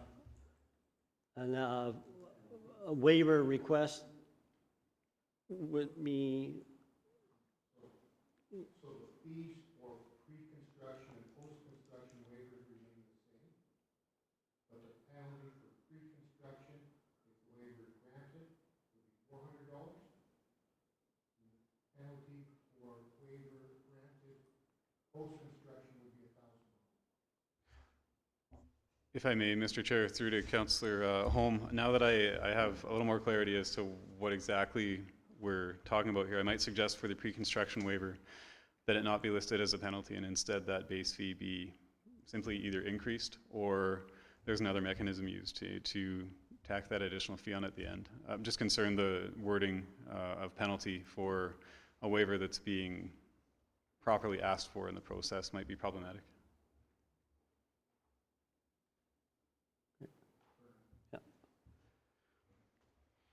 Councillor Lloyd? Thank you, Worship. Yeah, I agree with Spencer, but I think we definitely need to up the charge for the post-construction. Definitely, $3,000 for sure. Okay. If I may, Mr. Mayor, just one more comment on this. This is certainly a blunt force, an enforcement matter from a fee perspective, but we'll certainly do what we can to continue educating folks on the front end before they get into a situation where they may unknowingly take the step that lands them in a situation where they're paying that additional fee. So we would definitely take a graduated approach to this instead of just starting to issue the higher penalty amounts when they get to the Planning Commission. Okay, so incorporating everything that's been heard, what does this schedule look like if we embed Councillor Holmes' recommendations into it now? I just want to make sure that you have clarity in how this looks after this meeting.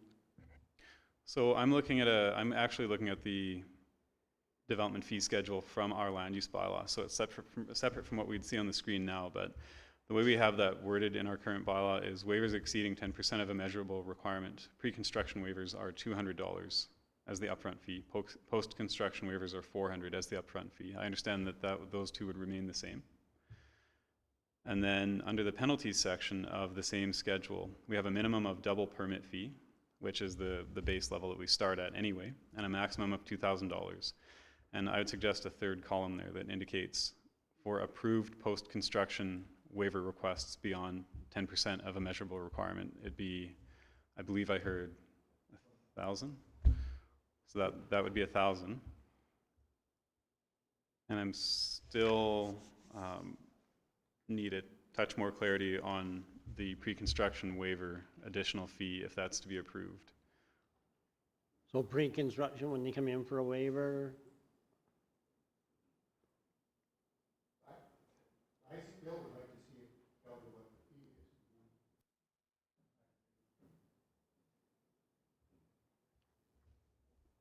So the wording would be very, so I'd like to see it at least double what the fee is, and so that would mean the wording of the pre-construction would be very similar to the post-construction as far as the penalty side. Mm-hmm. Okay, so in that case, through the chair to Councillor Holm, I think what we can do is add another column to the waivers exceeding 10% of a measurable requirement instead of the penalties section that indicates if a pre-construction waiver is approved, there's an additional fee of $400 as per Councillor Holm's suggestion.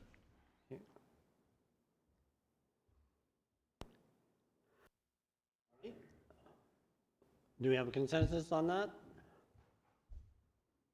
Okay.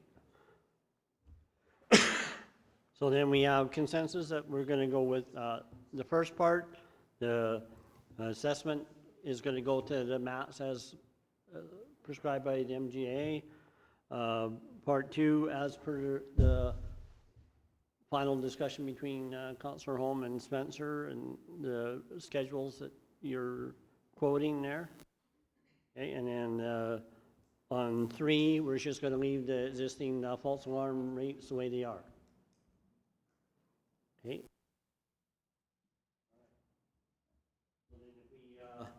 Pass the third reading of the rates and fees and rates, then those changes will be incorporated on the third reading then. Do you want to do that? Okay, Councillor Holm, I think you're ready to. Okay, Councillor Holm sponsors third reading with the as amended. Any discussion? I'll call a question. All in favor? Okay, that's great. Thank you very much for all that work. And then we're on to 7.1.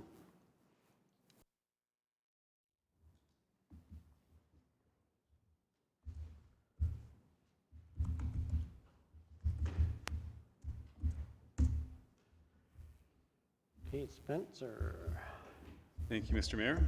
So as has become a bit of a tradition at this point, given that in the past 3 years, a rectangular rapid flashing beacon per year has been approved and installed somewhere in town, I've brought forward the latest request for 2020, and that would include basically following up on a motion from July of last year, or rather a staff report from July of last year when the previous year's flashing beacon installation was approved by council, and that one was of course at 21st Avenue and Highway 845, connecting John Davidson to the west portion of Coaldale across the highway.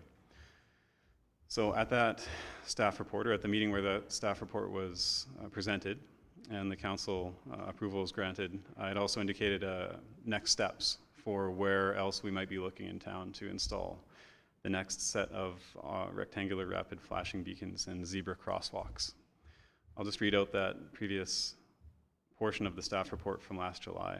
While the current focus is on areas identified in this report, it should be noted the town has received community feedback in the recent past regarding crossings along Highway 845 north of Highway 3, and that was focused particularly on the intersections of 18th Avenue and 16th Avenue. So the areas have been approached, and at this point that's already been dealt with. So we've approached those areas in a similar manner and have received approval from Alberta Transportation to install zebra crossings and rectangular rapid flashing beacons at Highway 845 and 16th Avenue and Highway 845 and 18th Avenue, and then just for a zebra crossing at Highway 845 and 17th Avenue. So as has been the case in previous years, I've received confirmation from Kyle that the amount in our 2020 Community Safety Fund is $35,000, and it just so happens that that is the same amount that it would cost to have the rapid flashing beacons installed at 18th Avenue and 16th Avenue along Highway 845.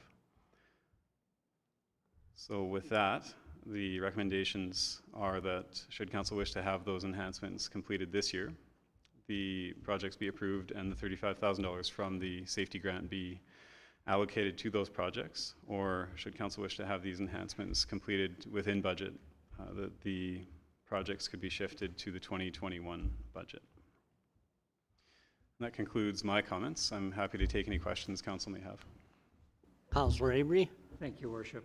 One question. Have we looked at a activation device where you wave your hand rather than have to touch, now with the COVID and the touching and the spread? I've heard that there's such devices that you can get that you can wave your hand in front of to activate them. Through the chair to Councillor Abe, we have not considered that, but we would certainly be happy to look into that and even see if the current devices we have could be retrofitted. Councillor Chapman? Yeah, thank you, Worship. Through to Spencer, I know we've had this experience and exercise on Main Street, and I'd be just curious about the same applications happening on particularly 17th Avenue and 18th Avenue, where the crossing will interface with the front of a home. And I think the conversations in the past from previous residents and have been is that this really takes away any parking there. So my question to you would be, have you had a chance to discuss this application as it might affect them? Certainly, through the chair to Councillor Chapman, the happy coincidence with all three of these crossings and the two flashing beacons is that they're all existing crossings. So the precedent has already been set in those areas. We're simply changing the standard from parallel lines to zebra crossings, and with the two intersections in particular, adding the flashing beacons as well. So I guess my question is, have you reaffirmed with those residents that this will be taking place? Not up to this point, no, we haven't.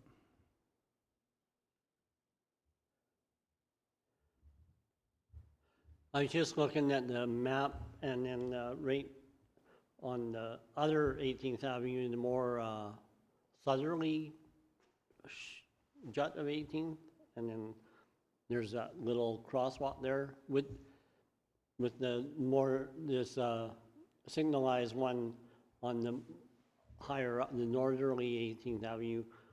Would there be any plans to have more clarity, to have people just cross there rather than, 'cause, you know, to me, I think that's quite dangerous, crossing that close to the railway tracks and all that. And there is that crosswalk there, and I was just wondering, I'm not a safety expert per se, but, you know, I was just wondering if there's any wisdom to decommission and not paint that crosswalk and direct people, you know, to just cross at a more formalized crossing thing. Just an observation I had. Certainly, thank you for the comment, Mayor. We would be happy to look into that option with Alberta Transportation and see if they'd be willing to remove that intersection, or sorry, that crossing so close to the intersection of the two highways. We have definitely received commentary in the past from residents indicating that same thing, that it doesn't feel like a comfortable, safe location to cross. And that's a part of the point of bringing that more enhanced intersection crossing to the north portion of 18th Avenue to funnel folks towards the more functional area to cross, certainly.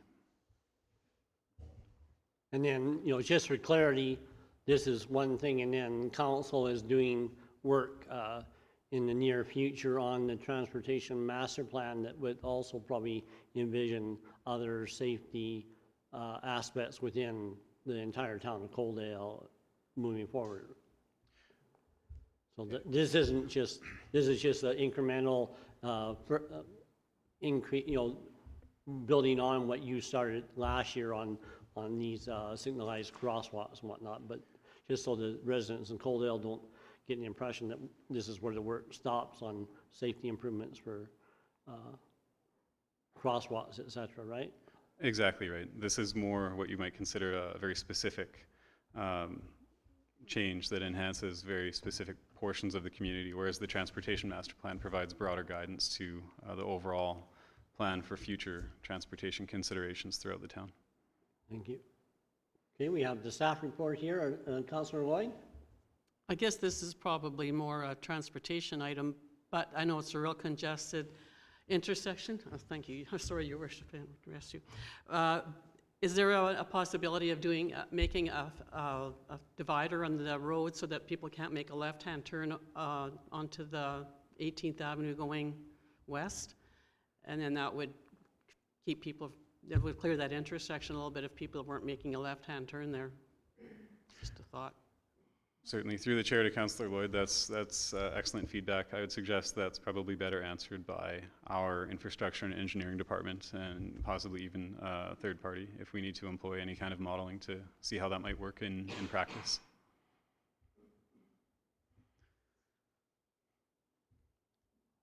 Okay. Good. Well, thanks for the report. And does anybody want to Motion with regard to this report then?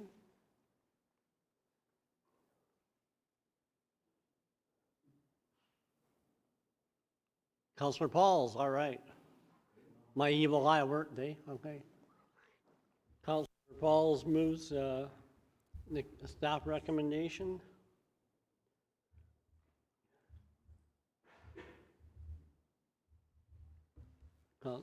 Counselor Lloyd? Yes, yeah, thank you, Your Worship. Just going further on Bill's comment about the neighbors, is there any, do you think we should check with them first, or is that not important? Just for courtesy? Spencer? Certainly through the chair to Councillor Lloyd, we haven't done any specific work at existing intersections, existing crossings where we're enhancing those crossings for the betterment of public safety and active modes, comfort and driver awareness to reach out to neighbors in those immediate areas. We have done some work to notify residents when a change is going into an area that hasn't had intersectional enhancement previously. So in this particular case, given that all three intersections are already in existence and it's an area where there definitely will be an enhancement to active mode safety and the sense of comfort for drivers and pedestrians crossing at those points, we certainly could reach out to individuals around those particular crossings before putting those installations in, if that's the wish of council. Go ahead, Kellen. Through the chair, just to add to the discussion, as I understand it, Spencer, this is from corner to corner, these flashing crossings? Or is it going from corner on one side to private property on another? Because we had a situation on 20th Avenue, and I think what council is trying to get at is this, are we comparing apples to apples or apples to oranges? Can you clarify that? Certainly, we have a couple of schematics showing exactly where these would be going. If you could scroll down a little bit in the report, Lana. So this would be the first one at 18th Avenue. There's an existing crossing there already. So the only resident that would be impacted, really there would be no residents impacted for that crossing change because it's already there. So the two homes on the west side of the street would already not be able to park in those areas where that crossing exists today. And the same would be the case if we go down to the next one. It's 17th Avenue and Highway 845. That's also in a location where there's an existing crossing, so there'd be no change to where parking might be able to occur in that particular case. And then if we go down to the last one, this is likely what you might consider least impact because it is two corners, so there's already no option to have any parking at that location. Okay, Kellen? As a follow-up to that, I guess when we look into engagement, what's council going to do if they say, no, we don't want it there? Because we don't want to get in a situation where this is a disingenuous request that we hope people say yes to. If you look at the Traffic Safety Act, you can't really park your car on the receiving end of a legal crosswalk. Whether it's marked with paint or not, that's a no park zone by virtue of the crossing that comes with it being on a corner. So I'm a little concerned that if we do the door knock and you talk to people and they say, no, we'd rather park there. The fact of the matter is you're not supposed to park there, and sometimes if we're just gonna do it anyway in the name of safety, people I think will be more upset if you ask a question. They're not gonna be happy, or maybe they will, maybe they won't. Is council prepared to go ahead anyway? Or are we going to allow whatever the preference happens to be on the receiving end of the crosswalk to dictate whether this goes through or not? I think that's the bigger governance question here.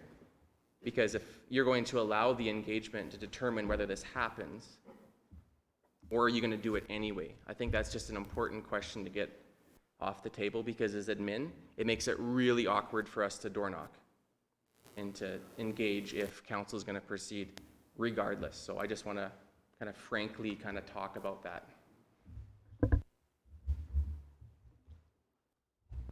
Councilor Jumpman? Thank you, Worship. Maybe just in response, I think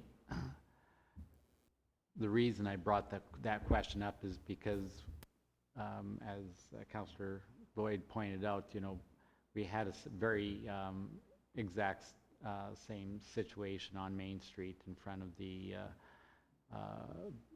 by the hospital off of 13th Street, 11th Street, sorry.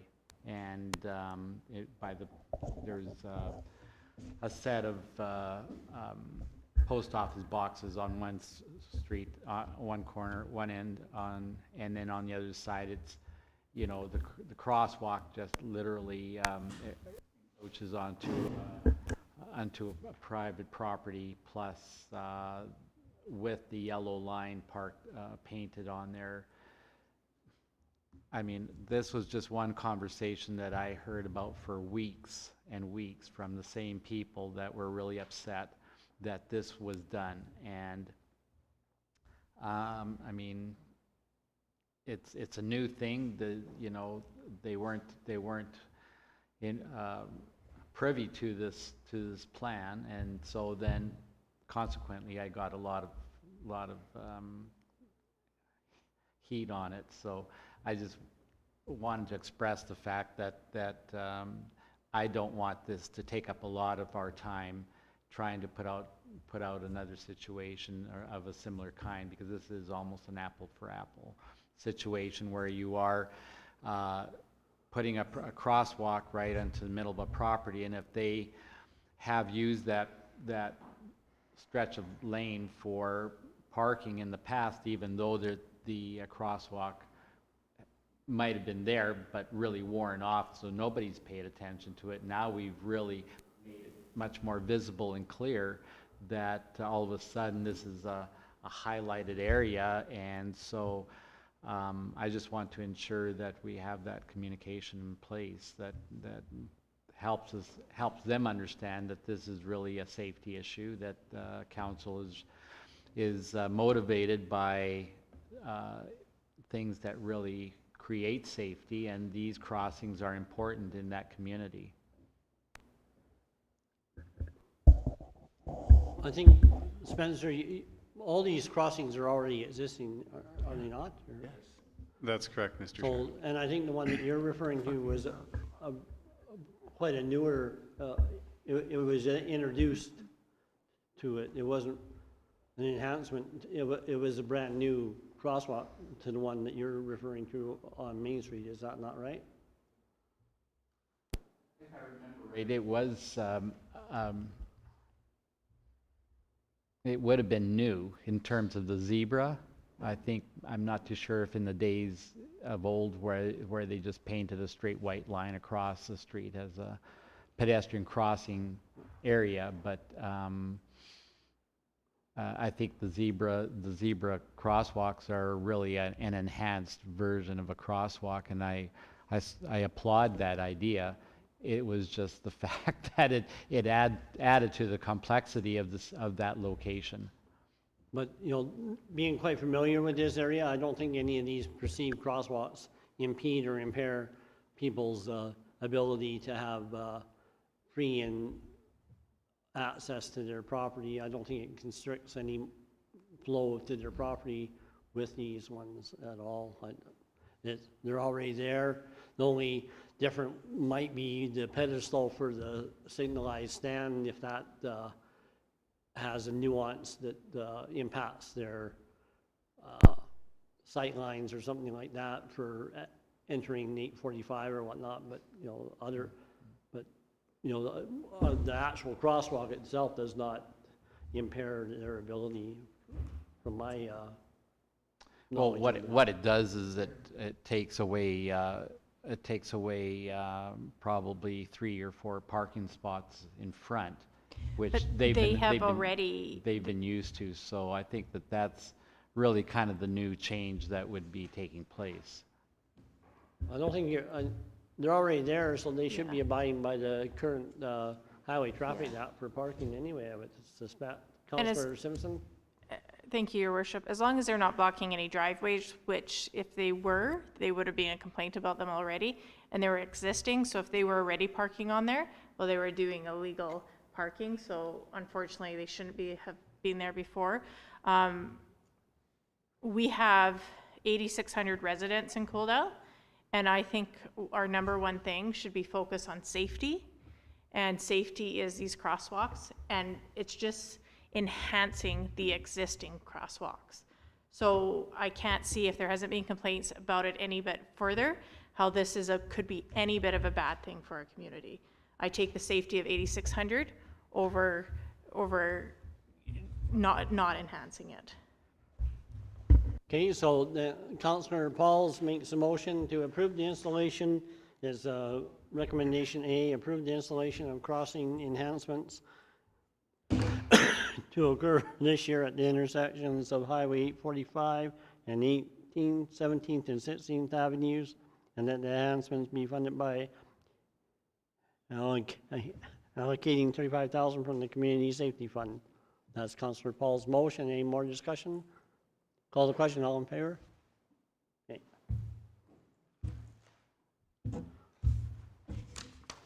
All right. 8.1. Kyle. So in front of the council is the Q1 budget variance report. This budget variance report are for operational and capital expenditures from January to March 2020. Just scroll to the second page here, which is a summary of the capital projects on the left, followed by the budget, and you can see the timeline for when the expenses have been incurred. For 2020, the biggest capital project that's been ongoing has been the fire hall expansion, with yearly cost of just under $480,000 for the 3 months. Couple items of note too, under engineered structures, you'll see costs for the wastewater lagoon, Main Street, transportation upgrades, and the lift station. These are all just preliminary engineering costs incurred so far. The pool repairs, that's ongoing and has occurred $102,000 for the first 3 months. The one project completed, you'll see,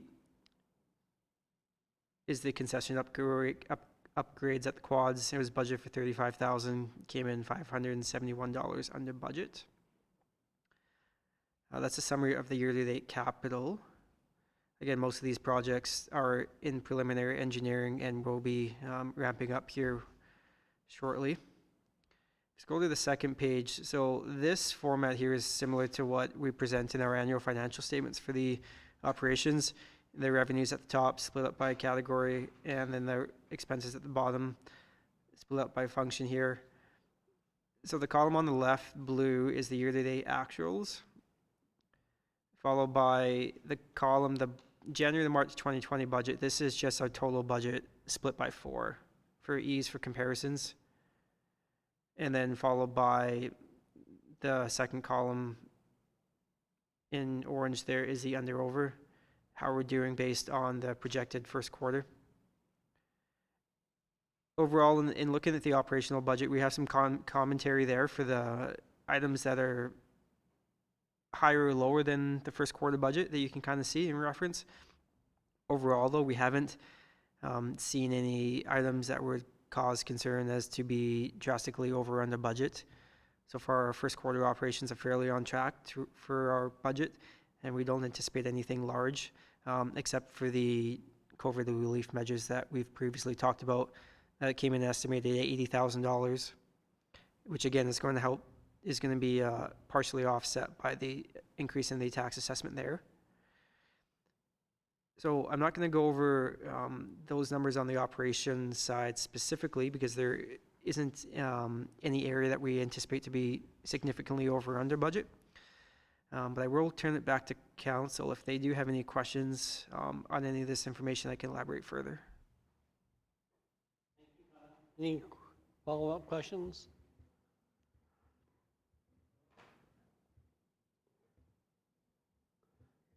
Good timely report to have. Councillor Holm. Report for information. Any discussion? Call the question. All in favor? Okay. And then 8.2, Kyle. So next we have the financial cost saving measures proposed for Q2 and Q3 for 2020. The purpose of this report is to provide council with a package of proposed operational cost saving measures for Q2 and 3. So this would be from April to the end of September of 2020. Specifically, should council find merit in the intent is that enacted with proposed additional cost-saving measures between May 15th and August 28th, after which the reassessment will take place. At the regular council meeting of September 14th, 2020, administration will provide a follow-up on the extent or result of these measures. Ultimately, if council decides to accept these measures, any cost savings will be put towards a mill rate stabilization reserve to kind of create a contingency going forward. This contingency would be used to offset potential decreases in assessment or collection issues in tax collection that might happen from the COVID economic measures going forward here. So a little background. In the case of the global COVID-19 pandemic is having a negative impact on many businesses and residents. As a result, council has already approved the measures to date to help ease the financial burdens for residents. 0% increase in residential and non-residential tax for 2020, 0% increase in utility rates for 2020, and this extension of the tax due date from June 30th to September 30th, followed by a reduction of late penalties, and finally a 3-month deferral for utility payments should the residents decide to use this.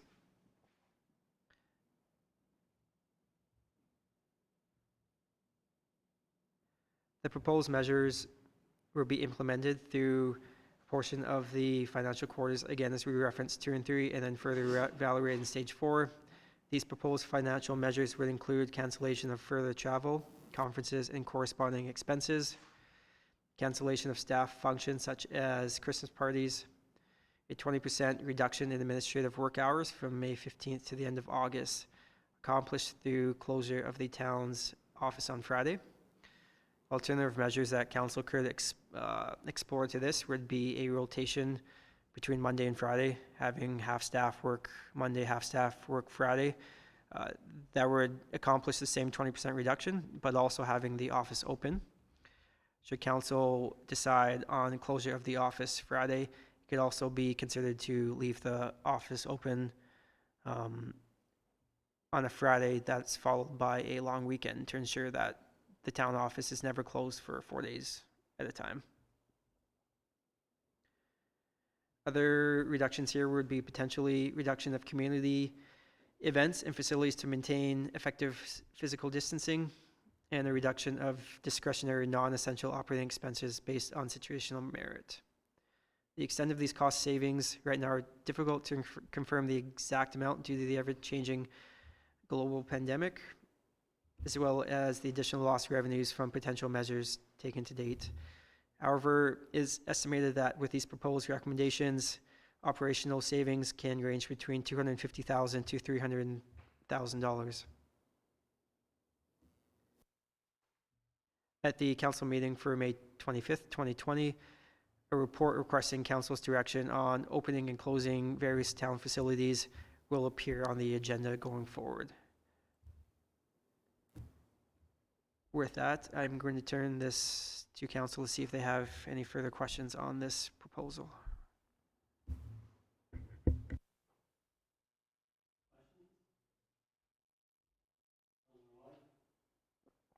Your Worship, I like the idea of alternating between the Monday and the Friday versus having it closed all day Friday.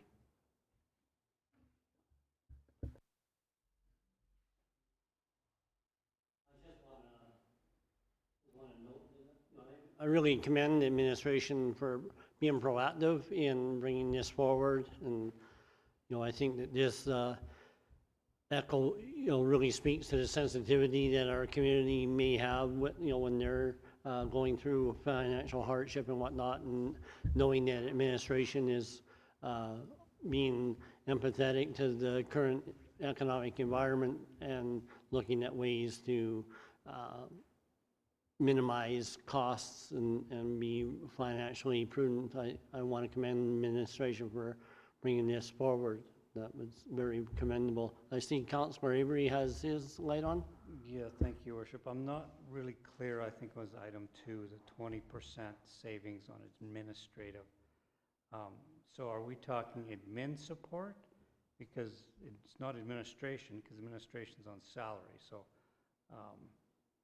that just, again, this economic time, why are we looking at cutting back, somebody's salary by 20%? So this would be looking at reducing the work hours for 20%. So then those people who are on salary, they may normally work 37 and a half hours per week. They'll then be in the office for 30 hours a week.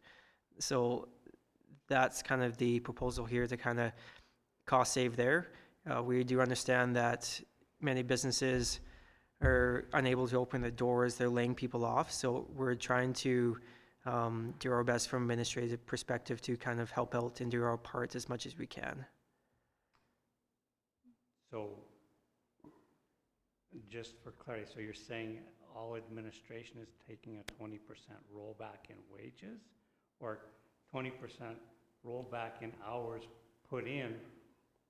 Like, I'm not 100% clear on it. To me, it looks like we're cutting back hours, but your salaries are still the same. So, but we're not cutting back on salaries, we're cutting back on hours. So if you work normally 1,950 hours and now you're working 1,750, all we're doing is paying you more per hour, just working less hours. So doesn't balance for me. Caleb, maybe you can weigh in?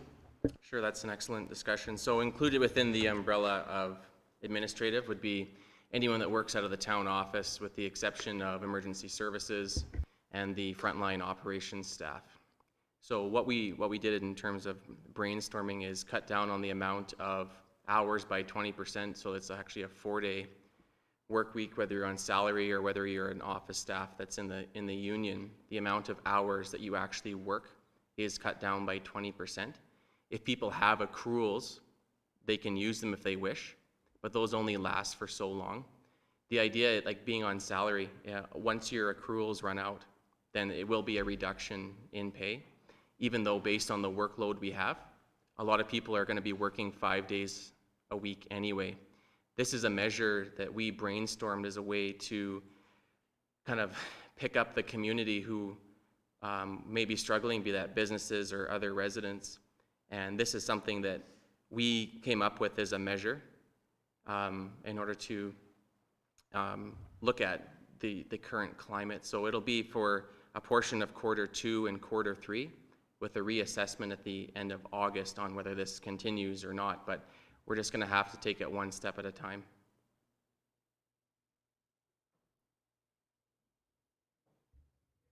Councillor Holm and then Councillor Lloyd. Thank you, Your Worship. I'm not in favor of that at all. I look at it and say, if these people are valuable and we need them to work, let's not put in a reduction in hours and stuff just so we can feel good about ourselves. I think people that are not going to work are not going to work because of a reason. They were told they had to shut down or something else. If we don't need these people this 20% of the time, then let's make it full-time and completely cut these people out. But I don't think that's the case. I think these people are very valuable to our organization. And because of that, I have no reason to vote in favor of giving somebody a 20% cutback just so that we can feel good about ourselves and the community, because I don't think that feels good.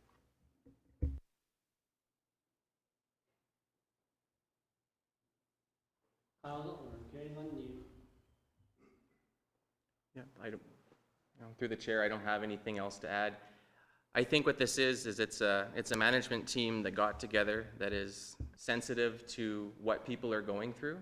And this was something that we initiated after a brainstorming discussion on where and what areas that we could trim back so that council could have a bigger contingency to work with at the end of this fiscal year in case you need to do something like stabilize the mill rate in 2021. We recognize that this wasn't something that council asked us to do, but rather we were trying to be proactive, and I think this says a lot about the management team. Instead of looking at where they can get more in this time, they actually brainstormed on where they could get less, And that's where this came from.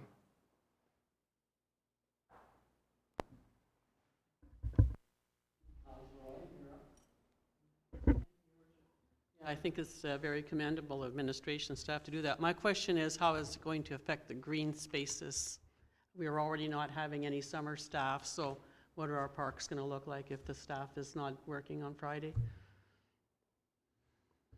To Councillor Lord's comment, this wouldn't apply to the operational staff who would be responsible for parks, so this wouldn't affect those employees. Councillor Chapman?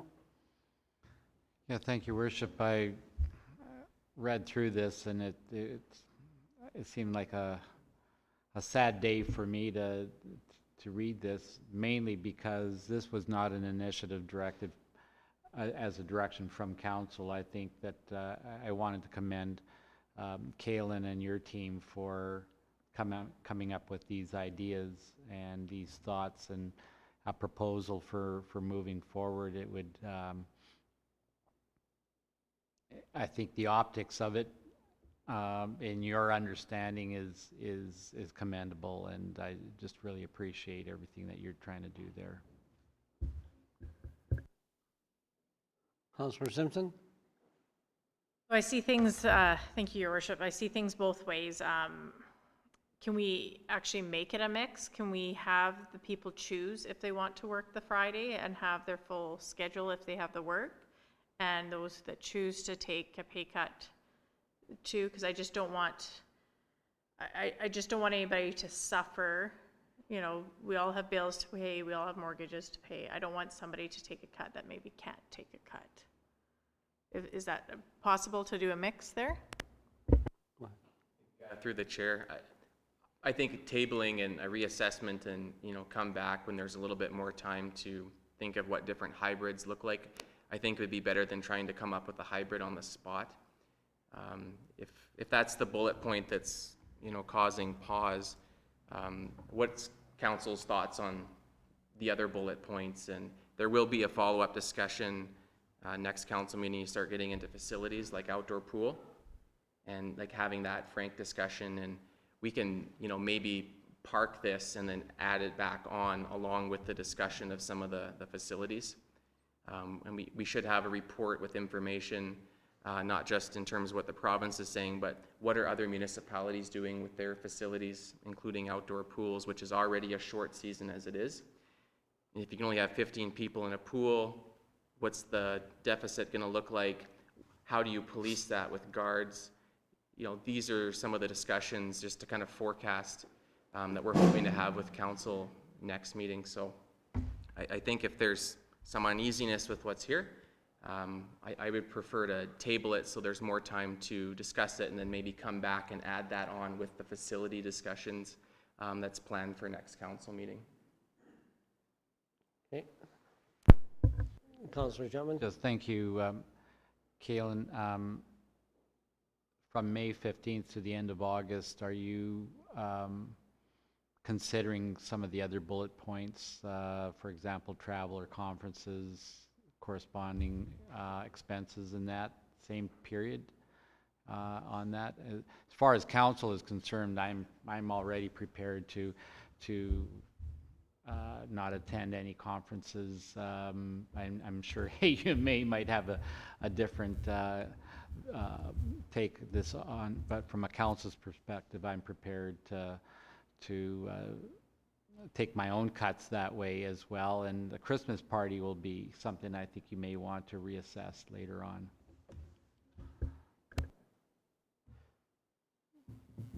Okay. So just one last thing. Thank you, Councillor Chapman. It's likely going to be no travel conferences for the rest of 2020. For those who need to get specific educational credits for their area of work, they'll have to be local opportunities or virtual ones. With respect to the Christmas party, we do all pay in a portion of our, I think it's $1 a month, $1 a paycheck into what's called the social club.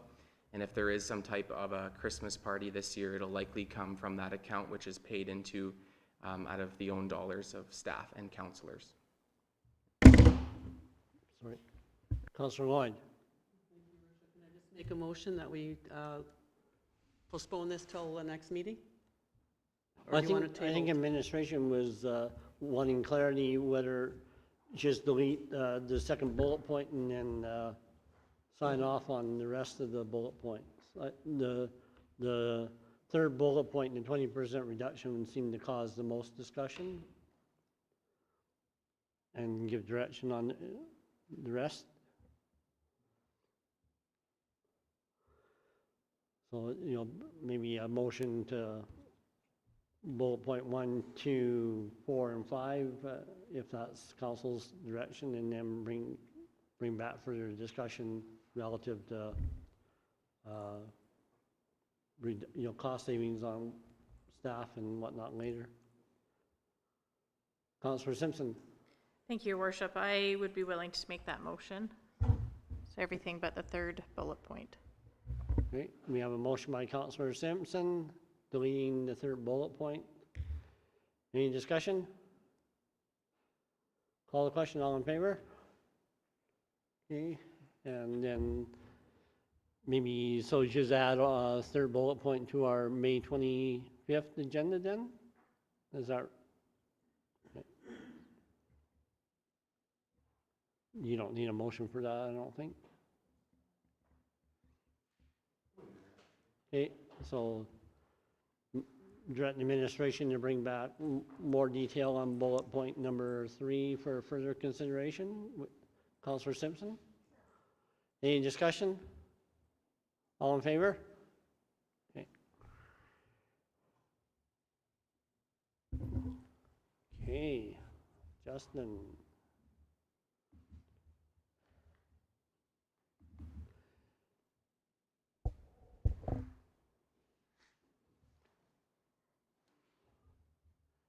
We have an operations update.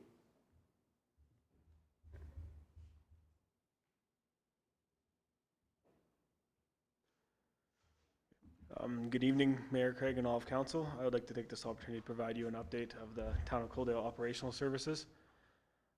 I don't have access to that, so next slide. So I wanted to start off with safety.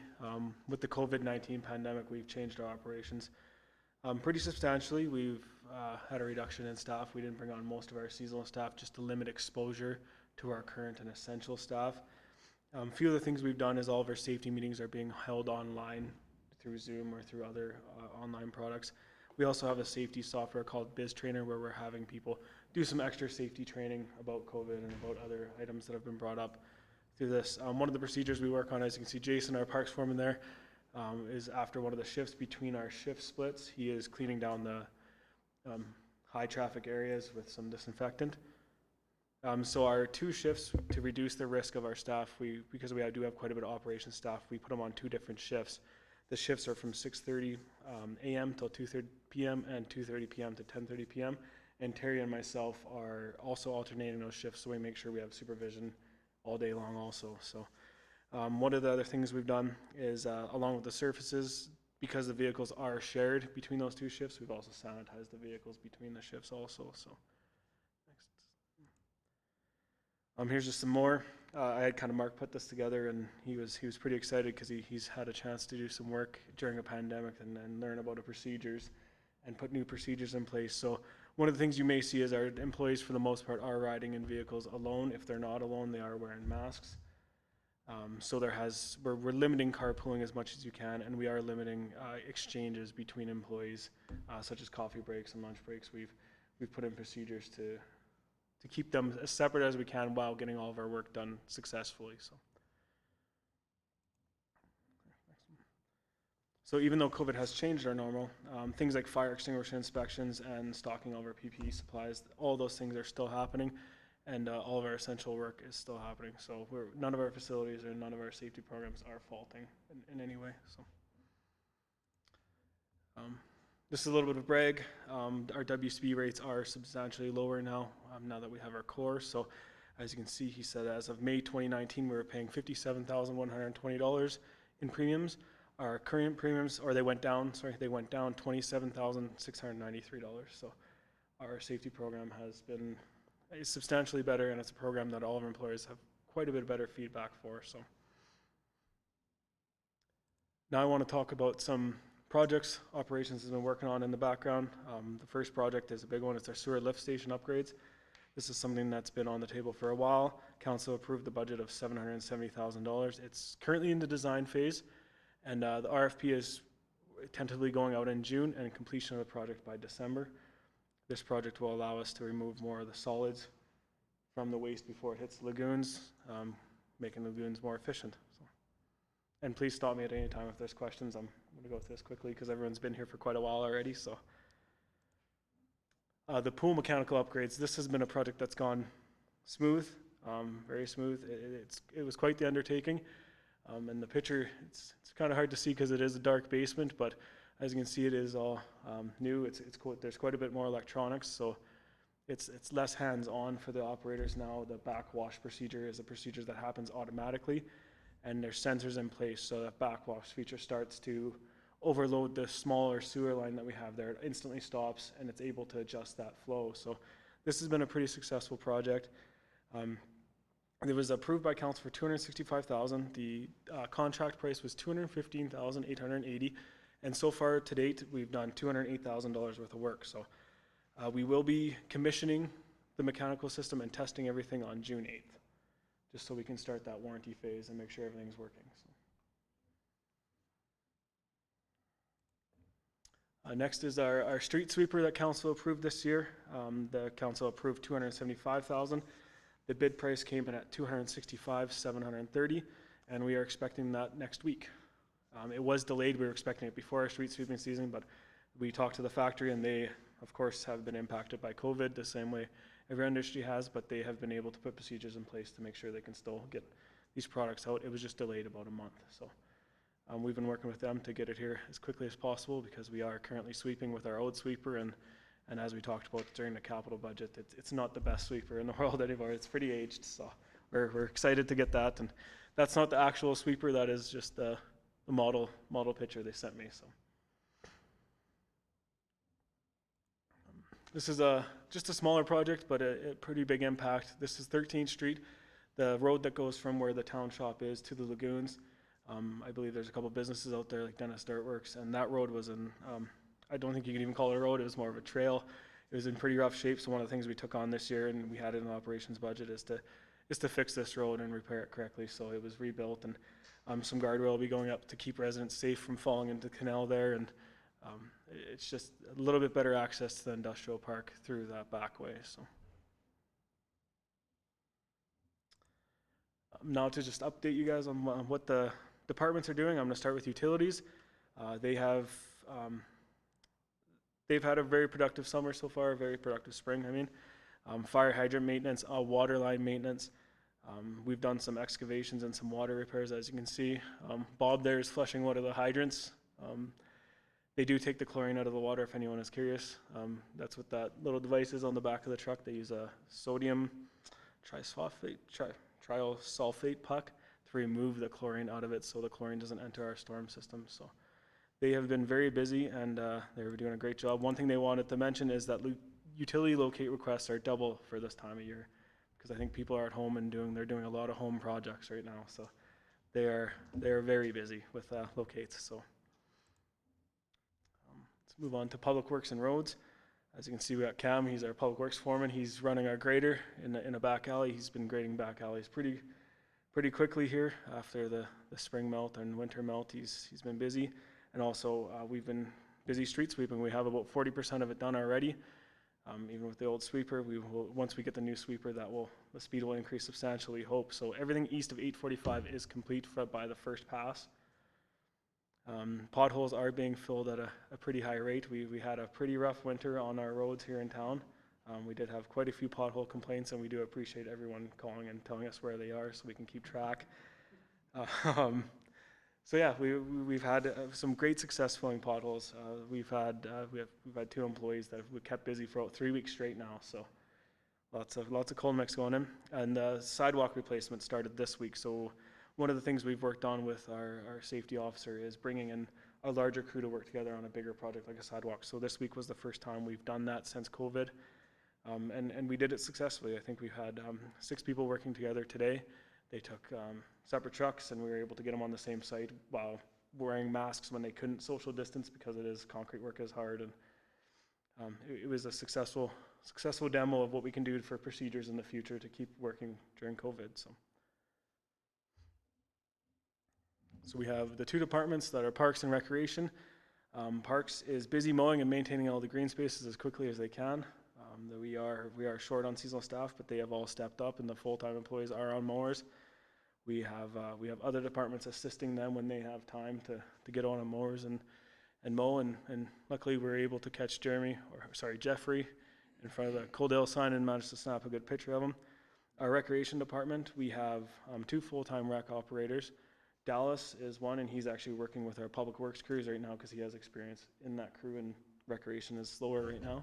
And Jeremy's been busy painting and maintaining the arena, and he's painted the bleachers, and he's been pretty busy actually in that arena. So one thing I wanted to mention is weed spraying did start this week, and we've had good feedback so far. The signs are out, and it is a contractor that's doing it, and they're doing kind of the town in one sweep. So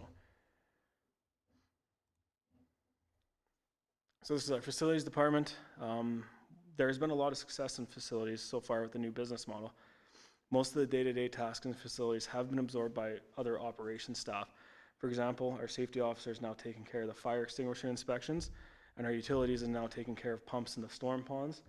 We've had things go back to the way they naturally should. Storm ponds is something that's already under utilities, so they were able to step in and start taking care of the pumps very easily, and they were happy to do so. So we've had a lot of great success in those areas where people have stepped up, and we really appreciate our staff and how flexible they are and how experienced they are in working in town projects. Stuff that staff aren't qualified to do, and one thing we've worked with in safety is not having people do stuff they're not qualified to do. So we've hired qualified contractors to inspect and maintain systems that require skilled tradesmen. For example, the heating and air conditioning contractor has already inspected all the facilities and has identified several deficiencies in public buildings. They are being repaired quickly, so there's no worry, but it's just something that shows that having a qualified contractor do the inspections is something that is paying us forward quite a bit. We can trust that the facilities are being maintained and are safe to use. I want to move on to solid waste. Just a couple quick things. We started the yard waste bins at the arena. I'm sure everyone's seen. It has been very well utilized, almost too much. It's been utilized quite a bit, and we have had issues with people putting garbage in there, and we have had quite a few issues with people large branches. So we have been working with other departments to come up with different solutions. So we're taking feedback right now and taking as much feedback as we can because we want to provide a service for the residents in this time, because a lot of people are at home and are doing yard work, and we did notice that we were getting quite a few phone calls about where do I bring these branches, and it's just something we wanted to provide. Unfortunately, it has been abused by certain residents, and we're looking at ways to solve those problems right now. So, and also the solid waste app has been utilized greatly, and it has reduced complaints. It's been a great addition to our administration. So that concludes my presentation, and I want to thank all of council. Justin? Councillor Lloyd? I would like to thank the previous council for taking the initiative to bring in the green bins. I think they're the best, the greatest. But I have a question for Justin. You can't put branches in them?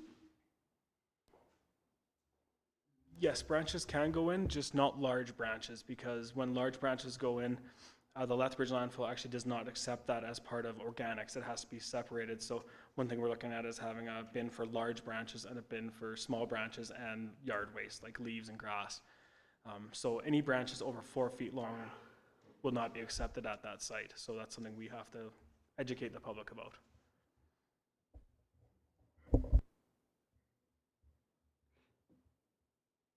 Councillor Chapman? Worship, and thanks, Justin, again for all you're doing there, especially in these days, and to your teams. Saw them out on Main Street there. I think they were digging up a sidewalk by the lodge and repairing it, so they're doing great. My question to you would be for for the summertime and mosquito spraying. Are there any plans for spraying for mosquitoes and that? Yes, we have plans for a mosquito program like we talked about in the operations budget this year. Those plans, we are monitoring the temperatures of the ponds, and those monitors we put in, we're physically monitoring them right now. We do have monitors that will be ordered. Unfortunately, COVID has slowed that process down, like everything else, unfortunately. But we will have monitors in, and we will be monitoring the temperatures and find out when the best time is to spray those mosquitoes. So we are relying on experts for those things. I am not an expert in spraying mosquitoes, but we do have a contractor lined up, and we have all those things in place. So. So just a follow-up, when you were back on the facilities and you were talking about the furnaces, I believe, or the HVAC systems, and there was a number of deficiencies, so how was that uncovered and dealt with, and is there any accrual expenses, capital expenses that have to be made because of that discovery? It came about by us doing what we said we would do as part of our new facilities program is hire qualified tradesmen to actually inspect the things that they qualify. So when we have an electrician or electricity issue, we hire electricians, and that's something that is very important as part of a safety program. You should never have someone do something they're not qualified to do, especially in public buildings. So we hired our heating and air conditioning contractor, our HVAC contractor. They went to each site. The hub is one of the buildings. There's several buildings that the town owns and operates. They went to each site and inspected the furnaces thoroughly. That inspection was something that was supposed to be being done anyways, and they did find several deficiencies, some very small, some very large. Unfortunately, no one is in danger. All public buildings are still safe. It's just deficiencies due to a little bit of lack of maintenance and some maintenance issues that just weren't identified in previous years. So they're able to come up with very quickly, they were able to come up with an estimate for us. And that estimate isn't at a capital expense, it will be absorbed by our operations budgets. So. You get comfort that restructuring of the departments is paying benefits then.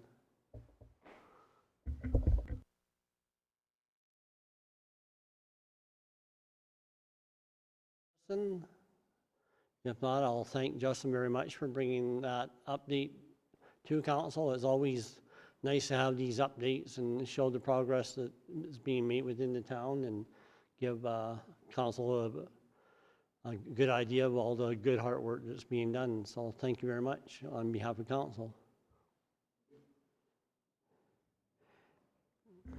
So a motion to receive that report for information, please.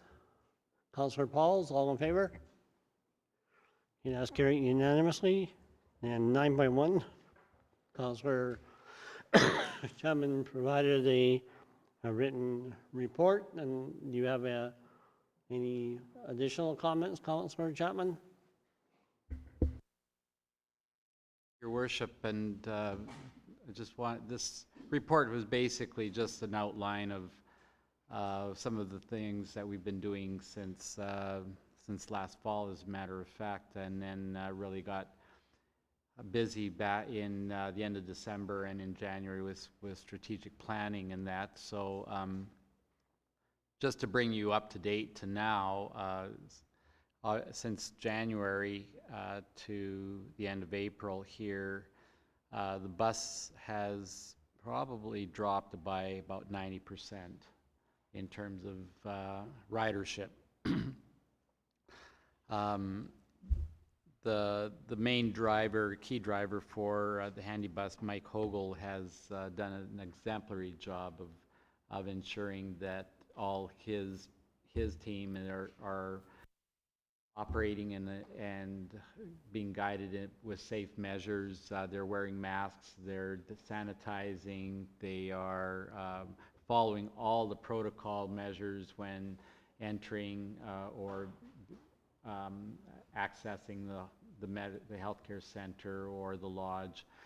But in the meantime, they've really, their rides have really been condensed down to rides for blood work or for imaging. But nonetheless, it's been very sporadic. I think in the month of April, they've had 3 trips to Lethbridge and 1 trip in Coaldale. So it's really been very, very quiet. So at this point in time, they're just waiting to see how this year is going to roll out. I think the one thing that the Handy Ride Association is really cognizant of is the fact that they're perceiving themselves more as a public service, and not just to address seniors, but I think they want to explore a larger demographics of ridership in Coaldale. So with that, they're just taking small steps to ensure that they're starting to get things right, and the drivers have done very, very well. Actually, at this point in time, the drivers are taking like a 50% cut. They're driving for $50 a day is what they're doing. So they're staying with the bus. They're not driving all over town after dropping somebody off. So they're staying in place. So they're really not adding any extra miles or burning off any extra fuel. So the drivers have really wanted to ensure that this program continue well. So I don't have anything further to, unless there's any questions. Any questions through to Councillor Chapman? Councillor Pauls? I went through this all, and it doesn't say how many, it says how many trips, like on page 3. You got your trips and you got all that stuff, but you haven't got any riders. Like, so are we getting down to the point where there's 1, 2, and that's it? Right now, Councillor Pauls, they are taking 1 person per, and especially with COVID now, they're only taking 1 person per vehicle, per trip. Wow. Okay, thanks. So, do you want to move your report for information? Councillor Chapman moves his report for information. All in favor? Okay, thank you. And then we have information items 11.1. Anybody have any questions or comments on that item, or just move it for information? Councillor Simpson moves that for information. All in favor? Okay, that's carried. And the motion to go into closed session. Councillor Avery, all in